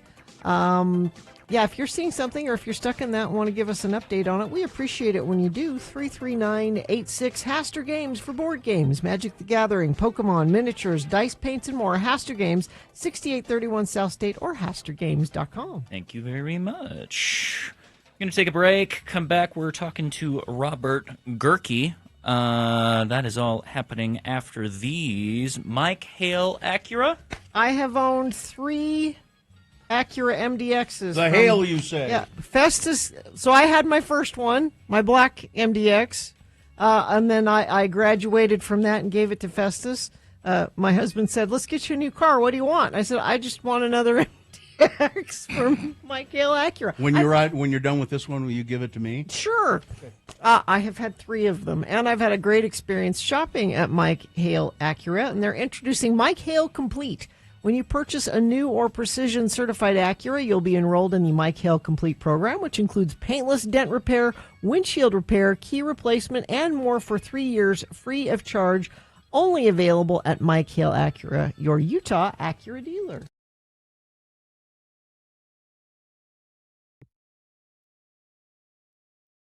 A couple of animal things that I mentioned that briefly, that sugar glider. Mm-hmm. If you go to @RFHBill and on Twitter, there's a little video there. And I don't remember where I think I stumbled across it on Twitter. But sugar gliders are little tiny. They look like sort of like squirrels. Monkeys? Yeah, kind of monkeys. They have opposable thumbs. Mm-hmm. And they're very small. Also, they're like people. They're very small. And they call them sugar gliders because, A, they love sugar, and B, they can glide through the air. They jump off of things, and they spread out they have this kind of flaps between their legs. They're like a flying squirrel. But this sugar glider is so cute because he's up on a little a stick, and there's a human down below whose hand is you can just see the human holding out a hand. Mm-hmm. And the sugar glider moves along the poles, spots the hand. It's obviously something that they've trained him to do. And he launches off the stick and lands on this person's hand. But the way, Rocky the Flying Squirrel, the way he lands on the person's hand is so cool because his little hands grasp onto the person's thumb, and as he hits, his eyes kind of close and then open up. Yeah. It's like, I made it. Well, it's just the coolest looking I've thing. found 10 reasons why sugar gliders are not good pets. I'll bet. Okay, but find that little video. That's what you should do, rather than, I'm not going to get a sugar glider. I'm just trying to dissuade you. I'm not you going to seemed get enamored of the sugar glider. No, I'm enamored of the video, not the sugar glider. They require specialized care. Yeah. You have to have 2 of them as well because they're very social. Most people can't offer enough space. You think, well, they're small little things. They get depressed if they're alone. Yep. Vets find it hard to treat them. I'll bet. There are some legal issues with owning them. Yeah. They're expensive to purchase and care for. They are also, I've read all of that, they are also very affectionate, though. I mean, the people who have them, they're very affectionate with the people that have them. They're prone to injury and disease if they're not properly cared for. You can't leave them with someone else. Because they bond with you. Oh, well, then forget it. Yeah. Also, and this is the worst one for me. It's a commitment. They're messy and smelly. So That's what Lindsay in the chat room is saying. We had sugar gliders, not the best pets. And then the other animal video I saw, you guys might have seen this today, the beluga whale. Did you see this? Did not. And apparently, it says, a beluga whale interacts with children. He's a scamp. Well, what did he do? This beluga whale, he's in the tank at the aquarium. Yeah. And he'll swim up, and the kids will be standing there looking in, and he'll swim up and look at him, and then he flips his tail so the water comes flying out over the top of the tank and drenches the kids. And it's gotten to the point where the kids know that this is going to happen. It's coming. Yeah. And they go stand there on purpose. Yeah. And and the whale is obviously just so pleased with himself doing it. He's a prankster. Yeah. He's obviously having a great time doing it. Katie just retweeted that on our Radio from Hell Twitter. The beluga whale? No, the sugar gliders. So. Yeah, it's pretty cool to watch him fly onto that person's hand.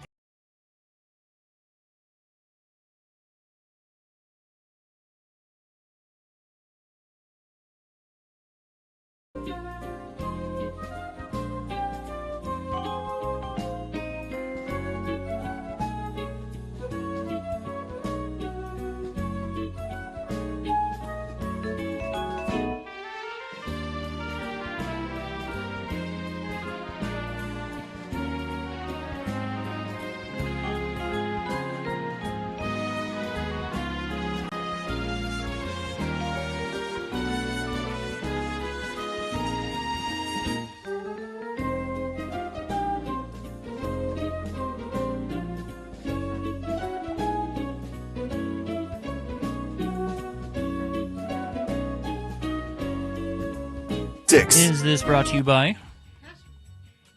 Ooh. Hey, there I am. I know what I'm doing. Haster Games for board games, Magic the Gathering, Pokemon, miniatures, dice paints, and more. Haster Games, 6831 South State, or HasterGames.com.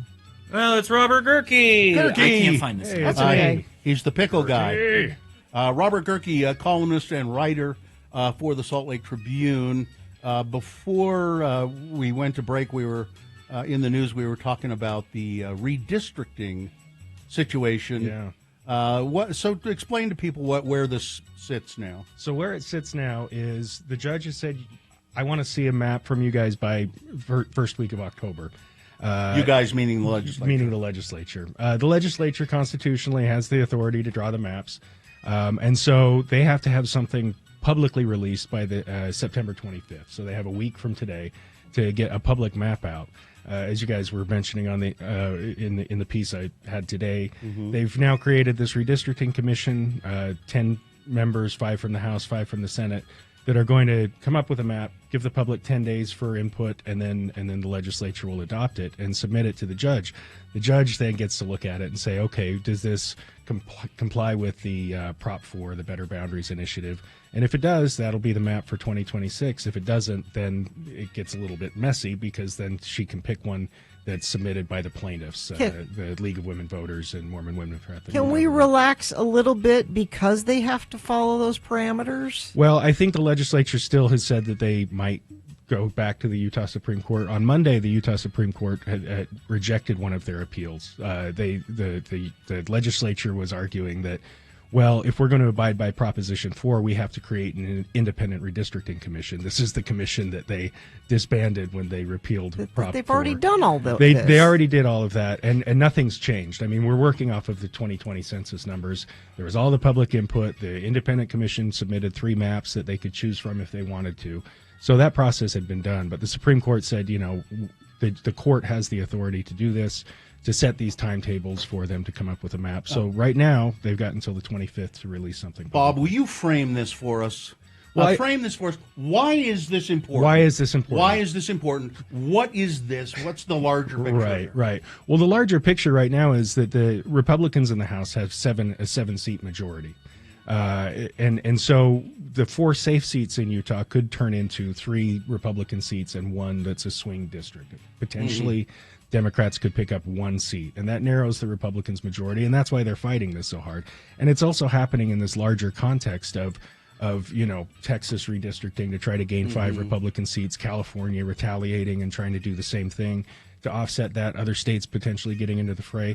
And who controls the House is important, because not only do you have then oversight authority, they can conduct hearings, oversight hearings of the Trump administration's agencies and so forth. They also have impeachment power, and Trump's been impeached twice. You can start articles of impeachment in the House. So if Democrats take control of that, it can really complicate things for the Trump administration and their agenda.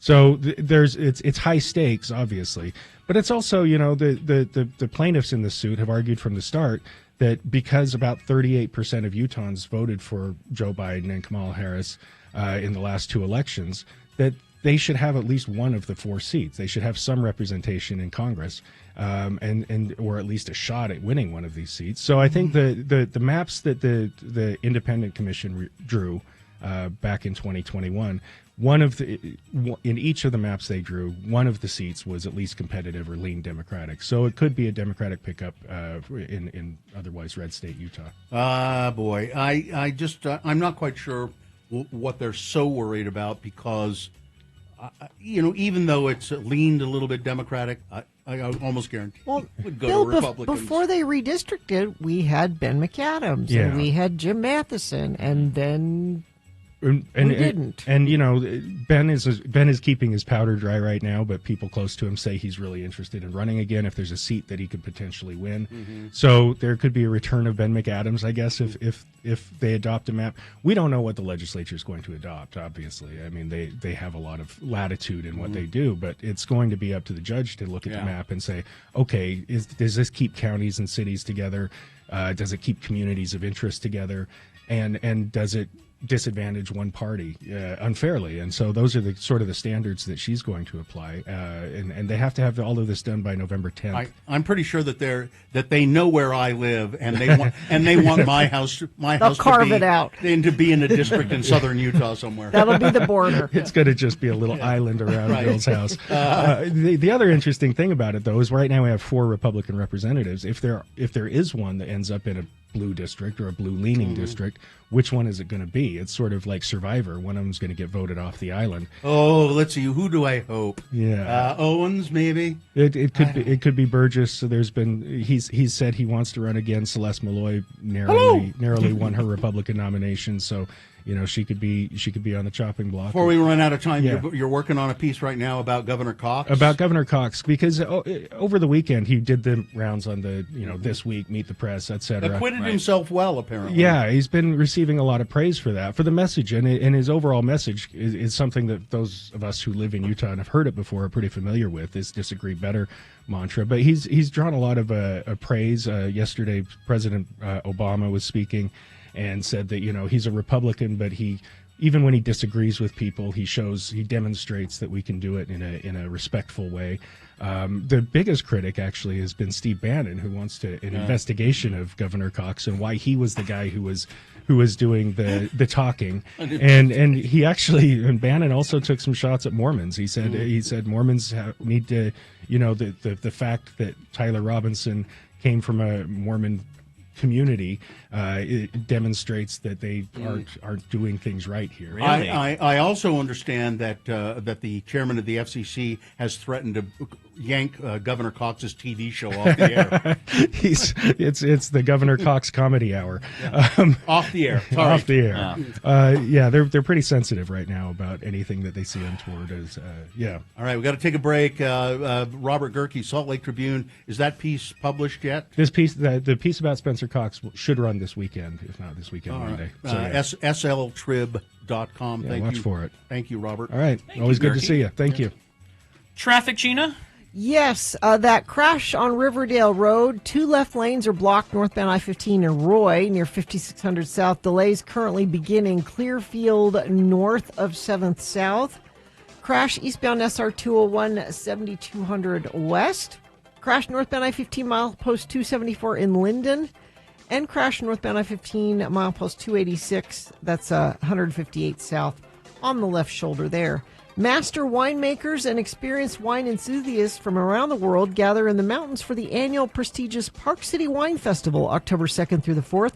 Experience the beauty of Park City while sipping the most incredible showcase of wines from around the world. Plan your visit at parkcitywinefest.com. Must be 21. We're going to take a break. When we come back, it is the Boner Recap. What is the prize, Gina? The prize is a fabulous Radio from Hell chicken bucket. No chicken in that bucket, but we will put a Radio from Hell diner-style mug, a T-shirt, a tote bag, maybe some Can of FanFest tickets if you'd like. Okay. Throw some of those in there. All the shiny goodies in that chicken bucket. Be sure to line up for the Boner Recap after these. Need some...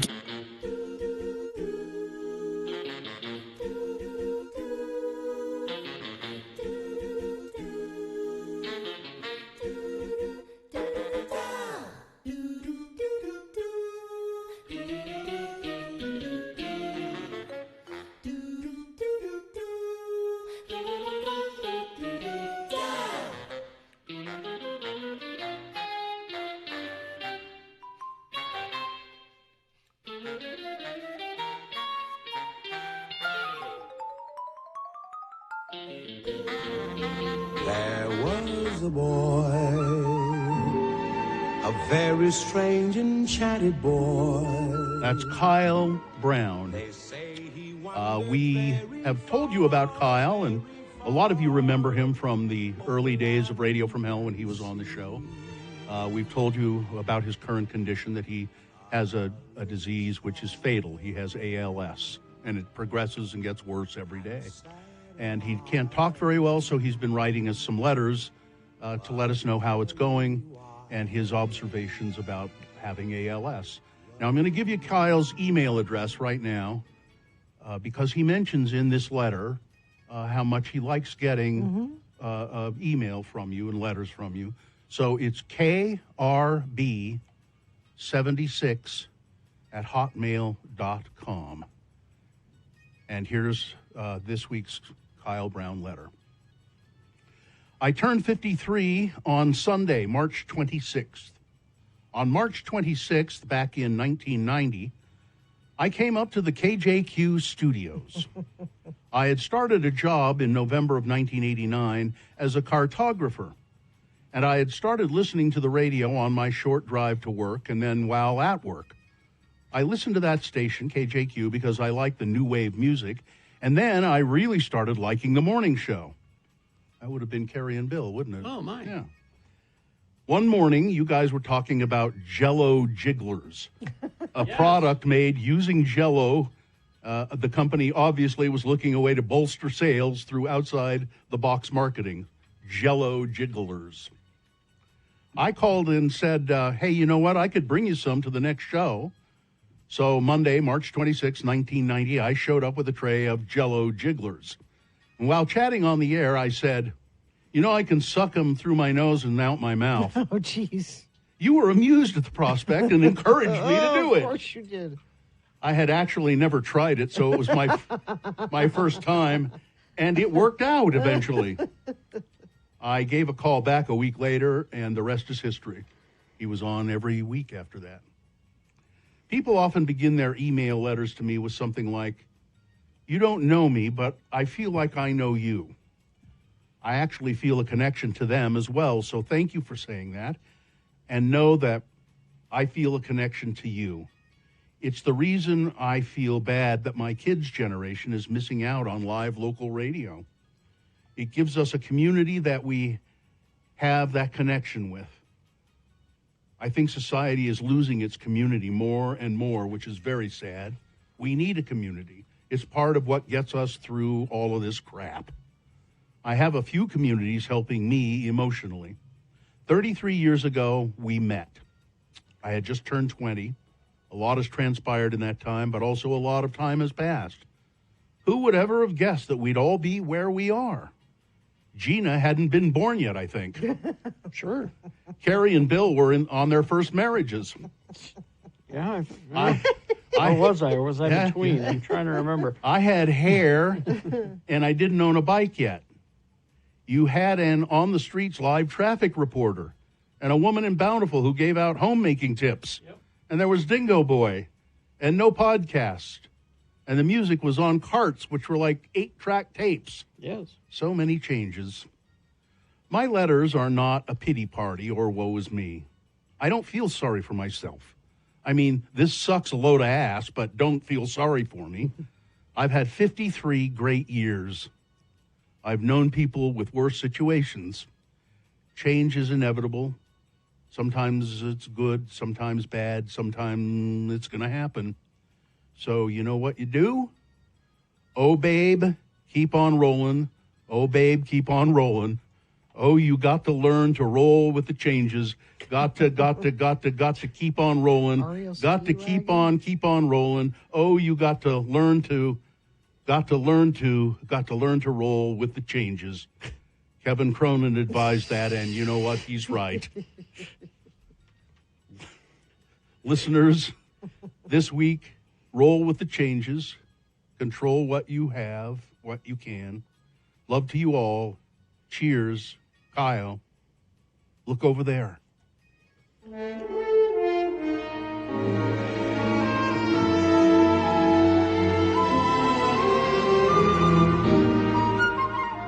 That's Kyle Brown, KRB76 at hotmail.com.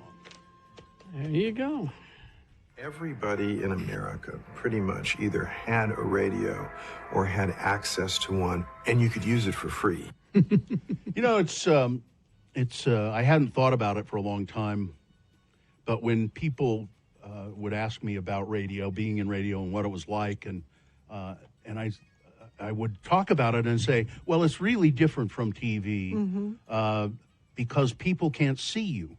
And so they form a picture of you in their mind. They create you in their minds. And so it's a more personal relationship than you can ever have with somebody on TV because you've created a person to go with that voice.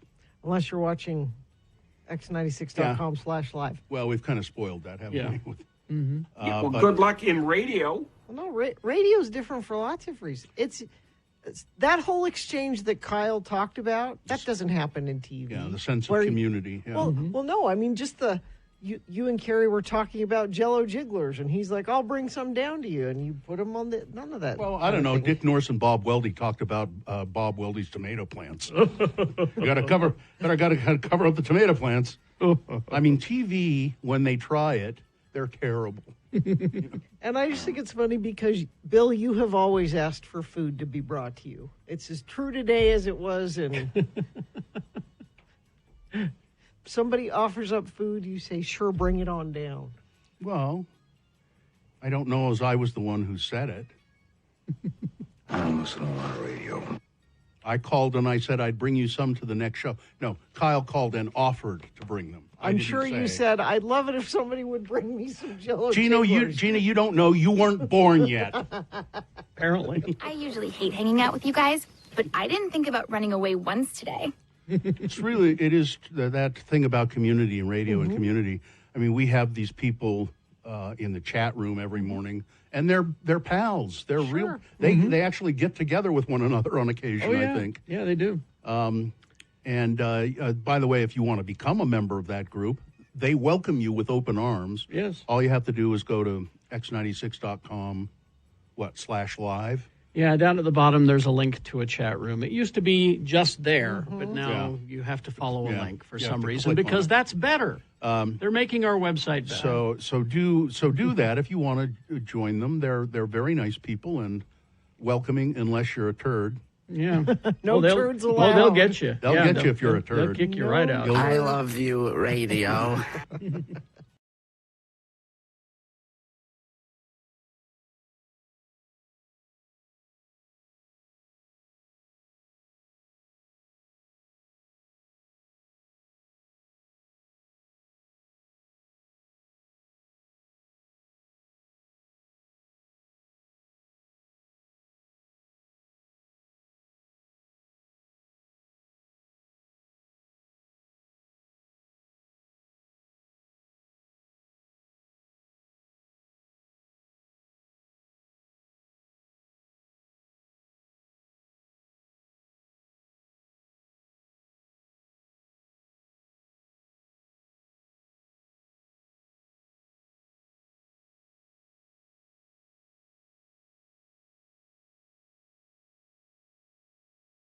Because it was in the system. Because Roy is a big Depeche Mode fan. Yes, In thank Roy. you. That's why. In Roy. Boner of the day. No, it's boner recap. Boner recap. Yeah. Excuse me. Sorry, That's okay. I'm wearing a lot of hats today. Okay. I apologize. Yeah, Nick's in here because Carrie's at his desk doing jury duty. Carrie's fine. He's getting interviewed to Just see if fine. He's getting interviewed to see if he's quality enough material to be on a jury. And my guess is he won't be selected. I hope not. He certainly doesn't want to be. Could you imagine? Boner recap. That's what we're doing. Do we have a contestant? We do. The randomizer has picked Corey. Corey, are you there? Yes. There Hi, you go. Corey. What's up with you today? Anything in particular? Nothing fun. Got to get my car fixed. Oh, what's wrong with it, Corey? Oh, the airbag and eyesight system just have error warnings. Oh, so you have to take it to the dealer for that. Well, I'm hoping that the place I bought it from could fix it because the dealer's prices are a little bit insane. You know, I just this is just a little sort of a plug that they're not paying for or anything, but XL Automotive Repair. I was just in there I took my car in there to get some stuff done on it. They just do a great job. They really. We've all had them work on our cars. They're terrific people. Well, is there a airbag in that chicken bucket? I'll look. It's a big bucket. There could be one in there that I'm not seeing, but I do see a mug and a T-shirt and a tote bag. Well, you said something about those Can of Fan Fest tickets. Yeah, Can of Fan Fest. It's going on at Granary Live September 27th. It's a one-day festival, live musical performances, Crooked Kings, Changing Lanes, and more. So that's worth your while, isn't it, Corey? Yeah. Yeah, all right. Sounds lovely. All right. I will read the boner candidates to you. You tell me which one was the winner, and you'll get that Radio from Hell chicken bucket. The Radio from Hell chicken bucket does not contain actual chicken. So did you hear the boner candidates earlier, Corey? Yes. Okay, you'll have no problem then. Number one was The Leftovers. This is the story of a 28-year-old woman who has spent the last year or so being the sole member of her family to host big family dinners. She's the one with the biggest house. She's a good cook. And so she invites one, I think it's once a month or something like that. She invites everybody in her family over, and she cooks them a big meal. And she went into the kitchen and saw her mother taking leftovers out of the fridge and putting them in a basket and say, "Oh, I take these all the time." And she said, "But you're not even asking me. Why?" And she's very upset, and I think her mother is the boner for doing this, because she should at least ask permission to take the leftovers. True. Boner candidate number two, the ads you will have to watch are for prunes and creamed corn. There's a public toilets in China have begun. So if you want toilet paper from the dispenser, you have to watch a commercial first, and there's a little QR code on the toilet dispenser. You can go to x96.com/live and you can see what they look like. And you scan that, and then you watch an ad on your phone or something, and then it'll give you the toilet paper. If you don't have a phone, you can put coins in. You got to pay for your toilet paper, or as my friend's father used to call it, your bum fodder. Always called toilet paper bum. Got any bum fodder? I'm sorry? I wonder if you have to make an account when you scan the QR code, put your email address in there. You got to remember a password for your toilet paper? Yeah. Oh, my God. And then there was boner candidate number three. Cupid will recover and move to Donkey Land. This is the story of a donkey that they named Cupid, but this has happened to other donkeys in San Bernardino County. Somebody's been shooting them with arrows. Now, Cupid was shot with an arrow. Cupid is recovering, but now they have a place in San Bernardino County called Donkey Land, and it's run by a nonprofit called the Peaceful Valley Donkey Rescue, and it's a 2,000-acre preserve, and they let the donkeys, they're protected there. So I think that's nice, and Cupid will recover and then go to Donkey Land. There's a picture of Cupid at x96.com/live. Donkeys are, for the most part, kind of really lovely animals. Yeah. All right, there you go, Corey. Those were the three candidates. Which one was the winner? Number three. Yes, indeed, it was number three. It was, surprisingly enough, the leftovers one got made very a good close run for it. Yeah, got almost 100 votes for the leftovers, but Cupid recovering got it. So there you go, Corey. You're going to get the chicken bucket. Hang on the line, and Dawson will tell you what you need to do next. Well, what now? That's what I want to know.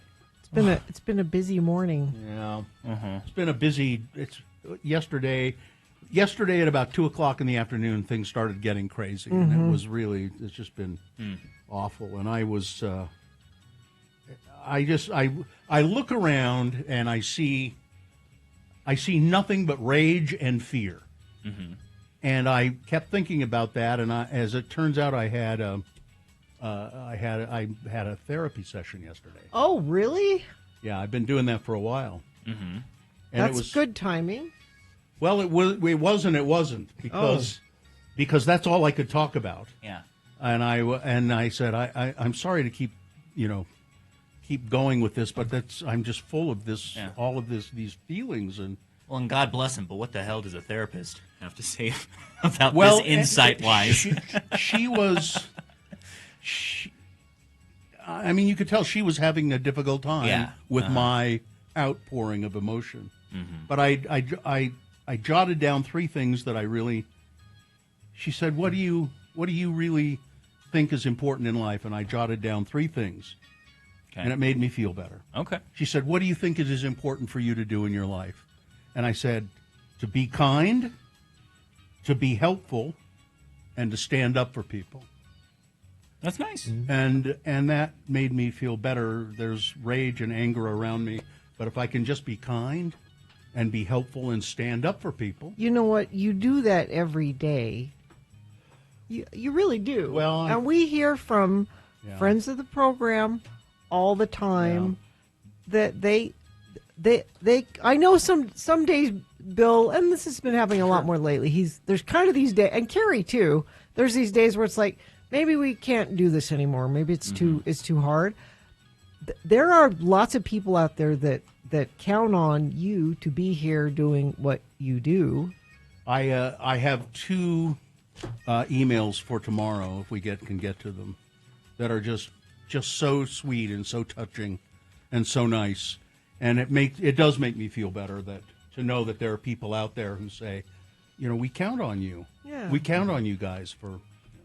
And there was that caller earlier, I think during check-ins, that said exactly that. Melissa, yeah. And I tell, here comes Mom. My kids and I, we were talking about this because your sister was over the other day, right after the shooting happened, and we were talking about it, and she's worried about being at school, and there are far more good people and far more good things happening than bad. There really are, even though it feels like the only thing that's happening is bad. It's right in our face, but there's so much more good people and good things happening. I'd agree with that. We just don't hear about it. I was telling my wife last night, we've been through ups and downs in this nation, but I don't think we've ever had phones to the degree exactly. that this has been going on and everything's been amplified. You used to go about your day all day, and you didn't know what happened in the world until 6 o'clock at night when you sat down to watch the news. You had no idea what was going on. But it was still. I remember the whole, Watergate and the hearings and all of that, and things. Now, nobody was shot, but things were very tense. Things were very bleak. Yeah, very bleak and really tough. So anyway, and somebody says, "Well, you sound like an Eagle Scout, Bill." Okay, I'm an Eagle Scout. That's good. That's good. I'm an Eagle Scout. They're kind. They help people. Yeah. Right. And they stand up for everybody. Yeah. They do. Yeah. Well, we're running a little late. We got to take a break here, but why don't we cheer everybody else up by coming back with some big boy news and innuendo, huh? Light news. We'll have light news. There you go. Okay. All of that after these. Did you miss?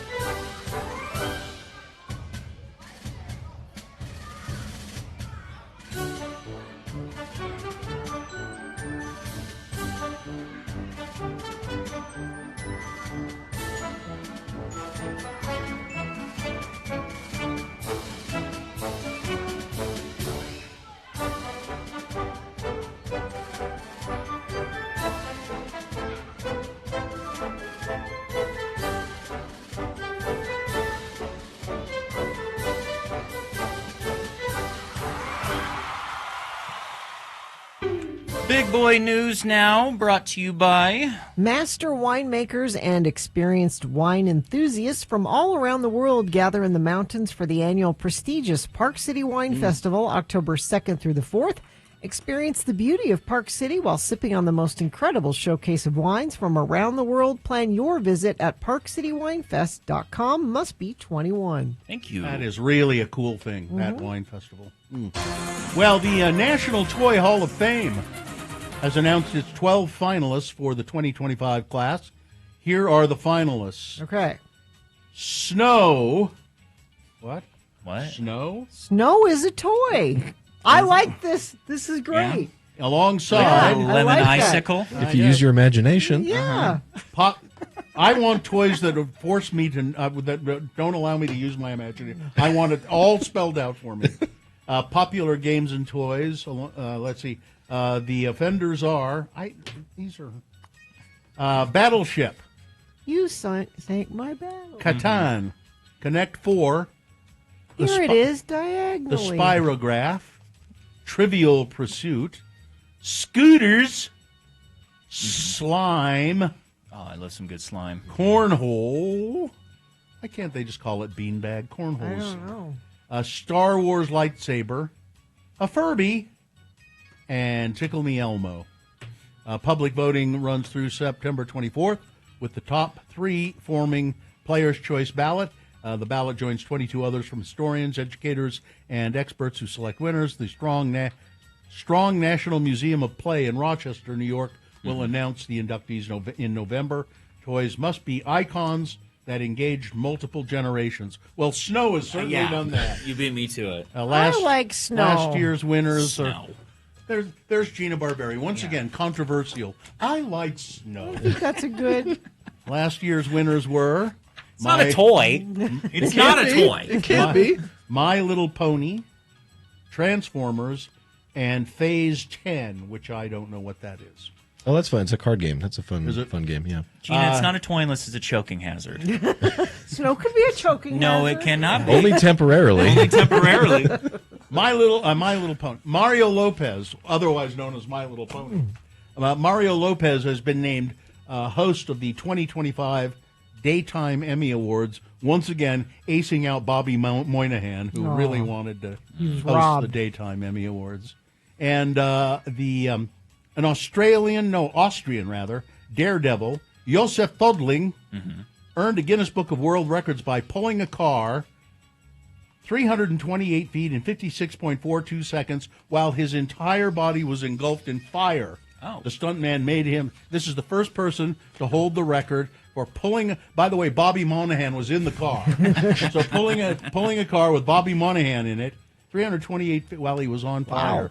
That's, you got to have a goal, I guess. at the Bourbon Street and Beyond 2025 Festival in Louisville, Kentucky on Saturday, Jack White joined Ringo Starr and his all-star band to perform the Beatles' classic "With a Little Help from My Friends."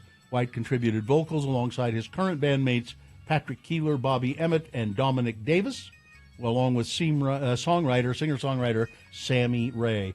Ringo closed his 11-song set with the 1967 Sgt. Pepper track, thanking the audience with his traditional message of peace and love. White documented the experience with a photo carousel on Instagram, captioning his post, "Ringo Starr music gave peace a chance." That's very nice. Peace and love. Peace and love. Stephen Richardson from Love is Blind Season 7 has filed a class action lawsuit in California. Do you watch that show? Against Netflix. I caught snippets. Okay. Yeah. He's alleging labor violations and inhumane working conditions. The suit seeks to represent contestants from seasons 6 through 9 who Richardson claims should be classified as employees rather than independent contractors. According to the filing, production companies controlled contestants' schedules, exerted complete domination over their time, schedule, and their ability to eat, drink, and sleep, and communicate with the outside world during the period of employment. Well, that sounds like that's what happens when you're a child. Mm-hmm. Children should file class action lawsuits against their parents for dominion over their schedules. Don't get any ideas, Festus. Well, I know a good lawyer. Not that I disagree with him on that, but those are usually pretty ironclad getting into it.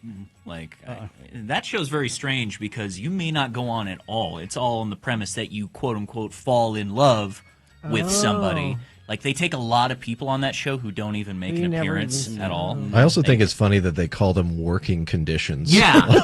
Yeah. Love is blind. Well, you watch that show, and they sit in a very nice cot on the other side. Like, men are on one side, women are on the other side, and they all get to mingle with each other Wait in a minute. between there. Wait a minute. There's such thing as a very nice cot? Well, it's a cot. There's a blankie on by it. definition, there is a cot cannot be very nice. It's a cute little beach vibe thing that I was seeing, and like they are not struggling at all. Ed Sheeran isn't pressing play on the idea of going into space. Damn it! While the Grammy winner was previously offered the opportunity to perform the first gig in space, he turned it down. Oh man! Really? He said, "Here's why: it terrifies me." He said of the space travel in September 17th interview, I want to go to space when it's like flying to France and 40,000 people have done it and you can just, book it online. Then I'll go to space. I don't want to be a guinea pig for that. I mean, it's dangerous. I don't blame you. You're being smart. You're being smart. It sure is. I sure wish he'd go to space, though. Oscar-winning writer and director Cameron Crowe has announced a book tour in celebration of his upcoming memoir, The Uncool, which will be released in October. The seven-city tour will be filled with intimate evenings of storytelling, behind-the-scenes anecdotes, and the music that shaped his life, according to a press statement. And I can't think of anything I want to know more about than the music that shaped Cameron Crowe's life. I've been dying to know what the music that shaped his life is. He had a really interesting young adulthood where he toured around with Led Zeppelin and the Allman Brothers, and I mean I think he probably has some good stories. Gina's a paying customer. Yeah. I really want to know what shaped his life. I am curious. Because I don't know what it takes to turn out that way. Mom, do you want to go to his book tour? Yes. Okay, seven cities, 7 dates. Better look them up. All right. Is that it? Yeah, I think we can wrap there. Gina, do you have some weather for us? Sure. Beautiful day, sunny, 83, overnight low 60. It's going to be pretty much the same tomorrow. Then tomorrow night, that's when we start getting a chance of storms. 20% Friday night, 40% Saturday. Looks like by Sunday we cool back down into the 70s. Cascade Collision Repair, Utah's leader for certified repairs. Get a free estimate online at cascadecollision.com or in person, including their newest location in West Valley City. Thank you very much.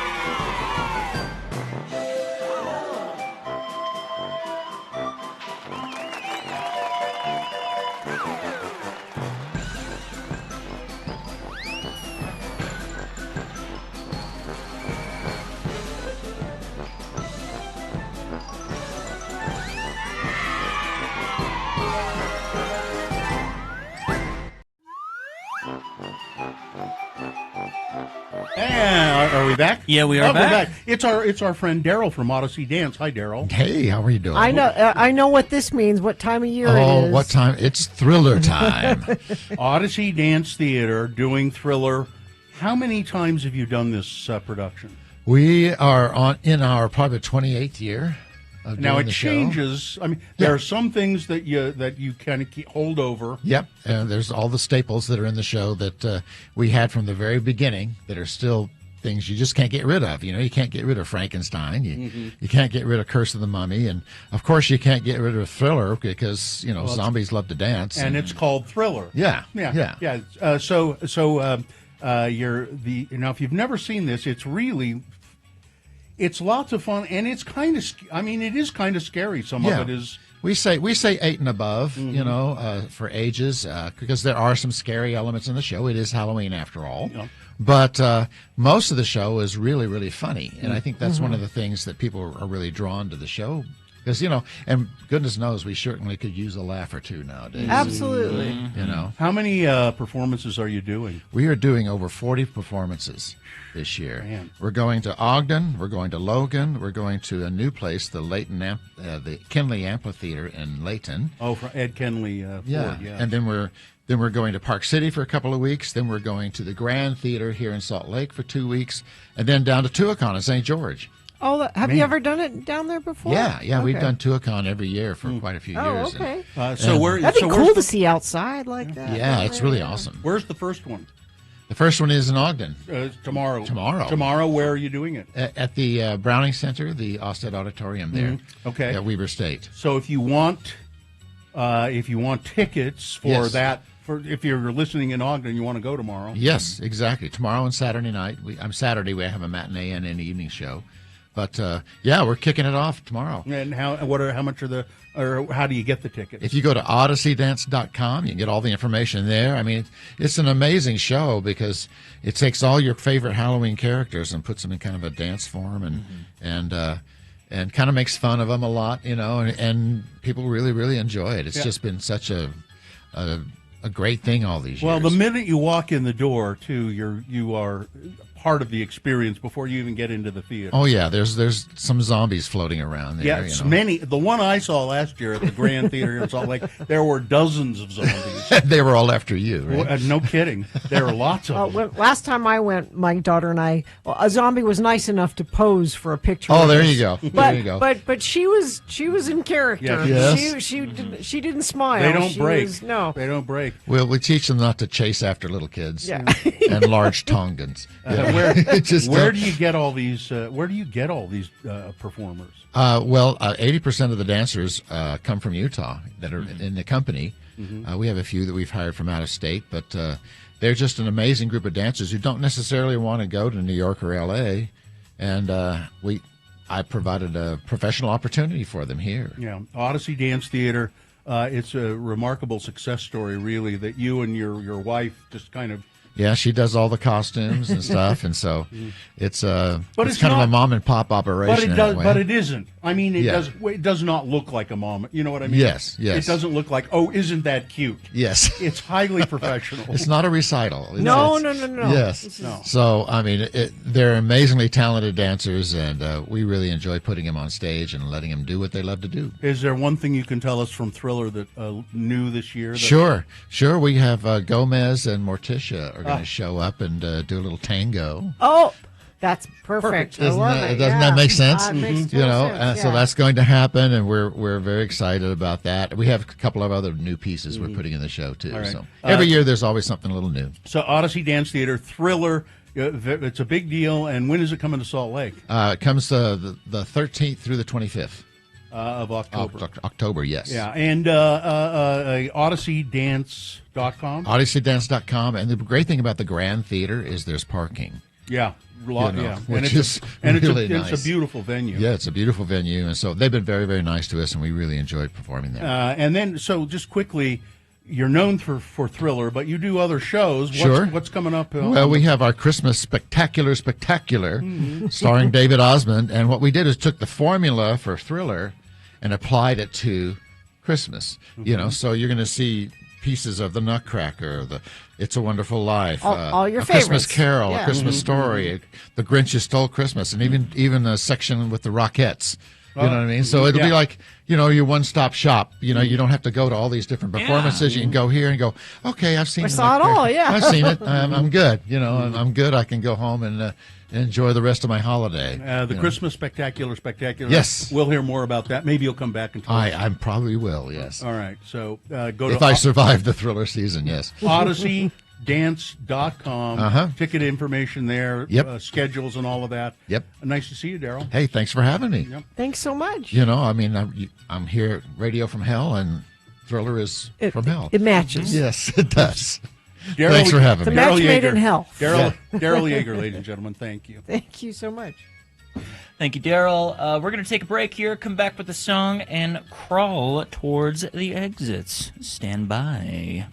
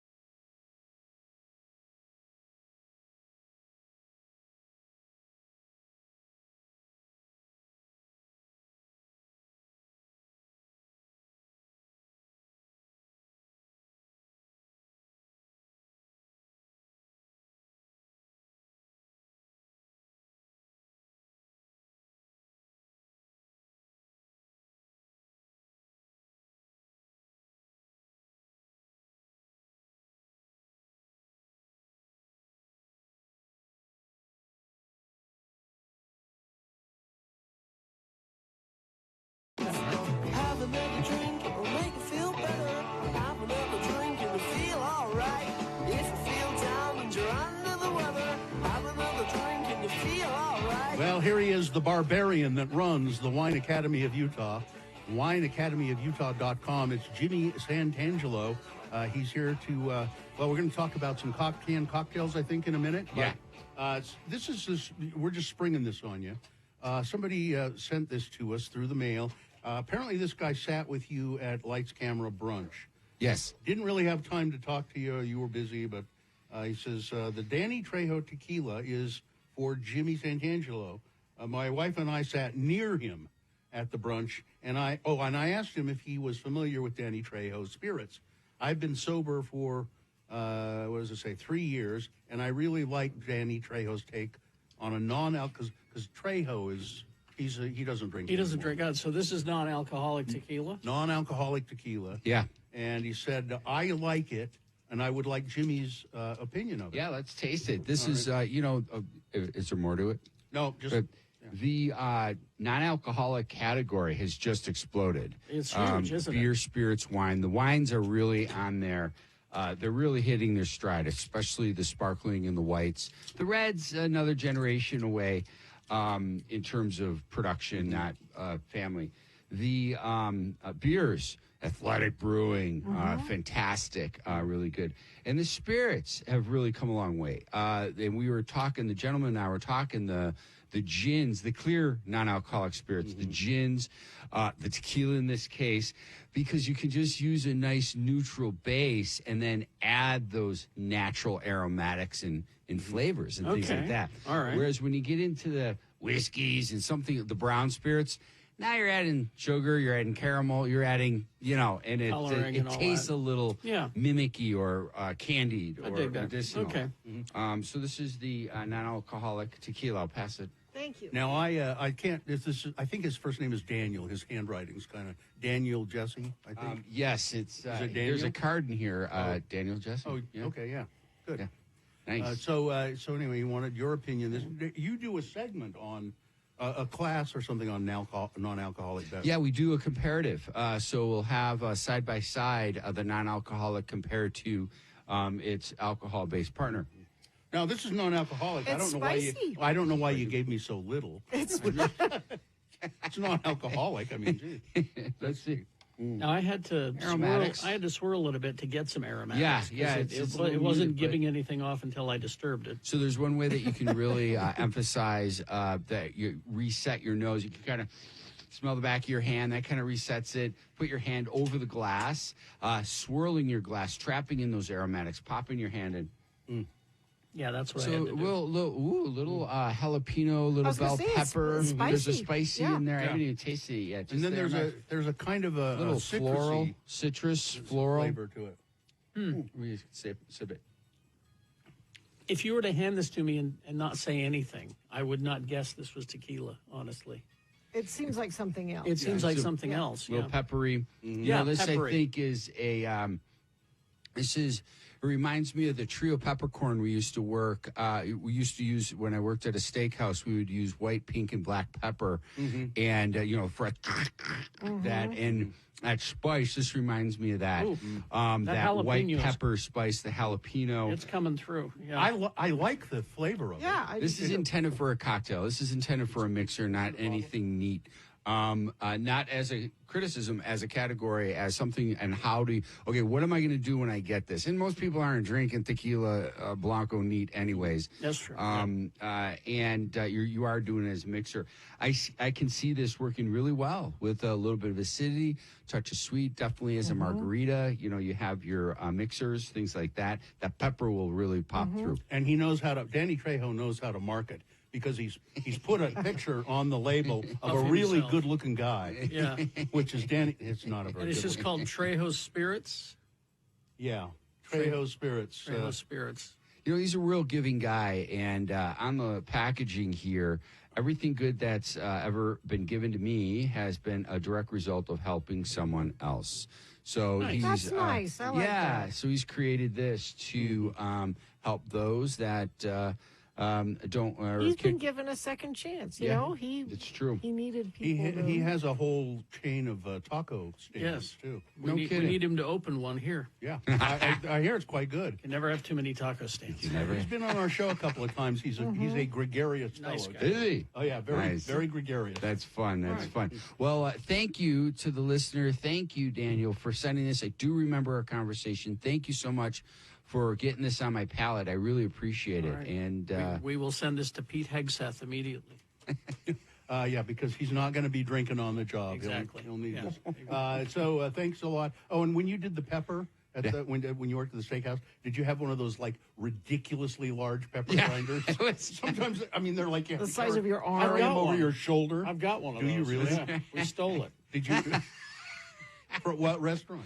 From the W Hotel. Oh, It's a story. All right.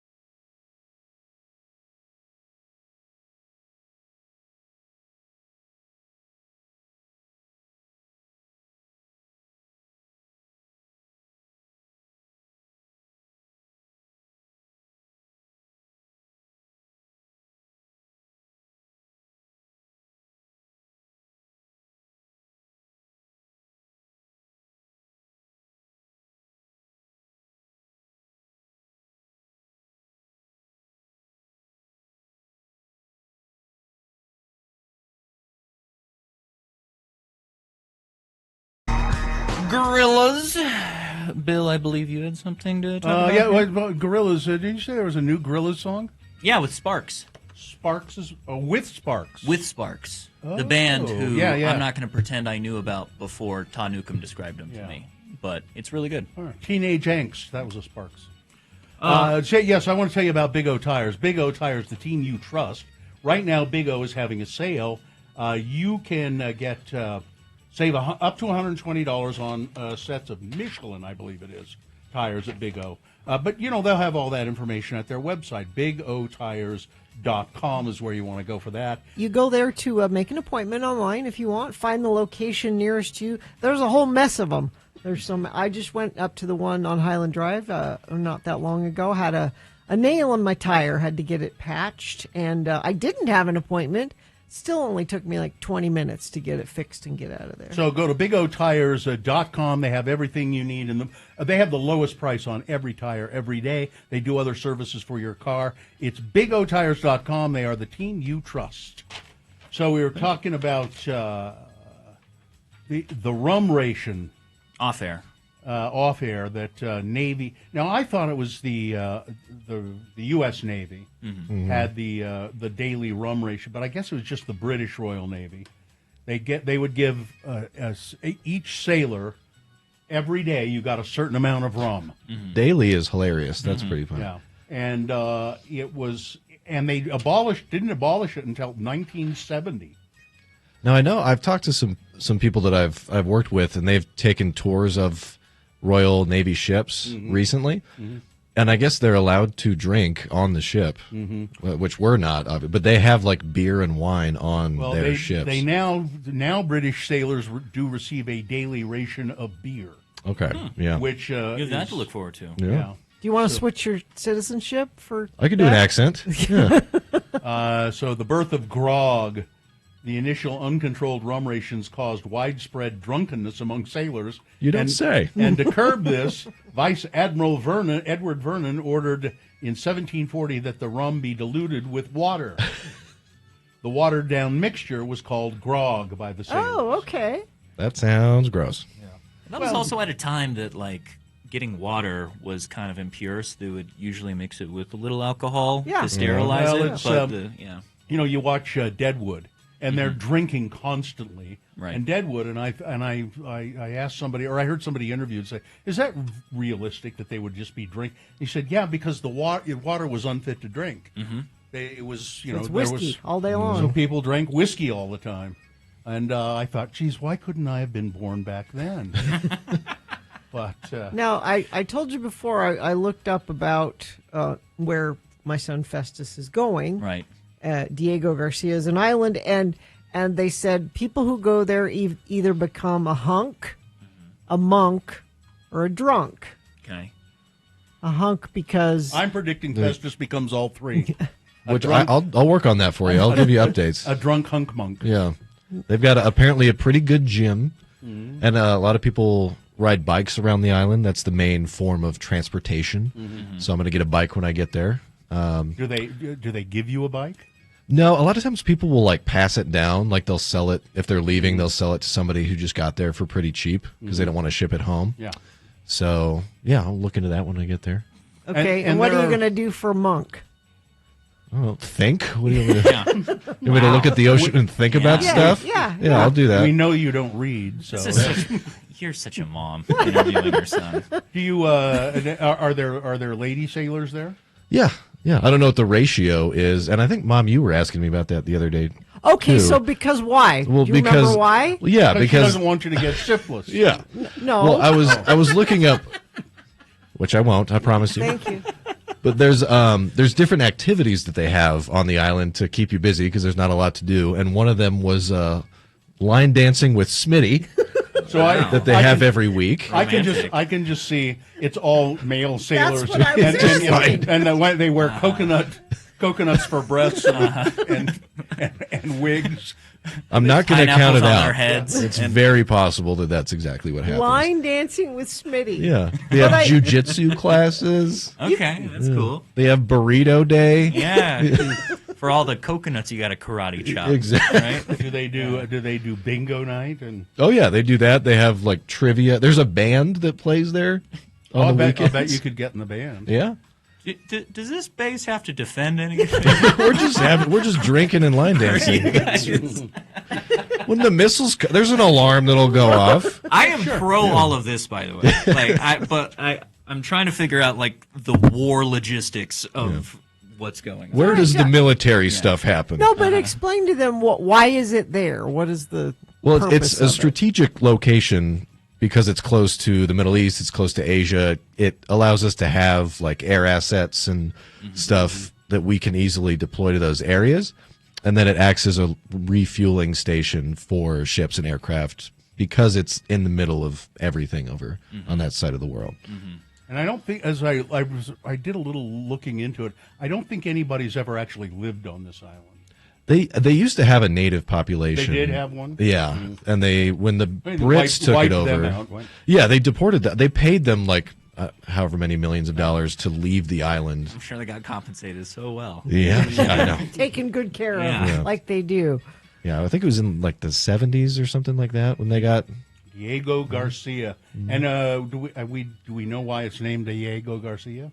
after the guy that founded it. The British man? Yeah, yeah, named Diego Garcia. Civilians may not visit Diego Garcia. Nope, I can't go visit. Mm-mm. So I am hoping, we don't know yet quite how this would work. Festus will get more information when he's there, but I'm hoping we can figure out someplace close by that we can visit. Because I can't go to the island. Like another island? Or, Are you yeah. guys gonna... Well, maybe you could just be on a boat offshore. Just wave. Yeah. Well, you know, and have your son swim out to the boat and spend some time. I could row out there. I bet they got some rowboats. And this is so this is going to be hard for me because like I can't talk to him on the phone because there's not cell service there really.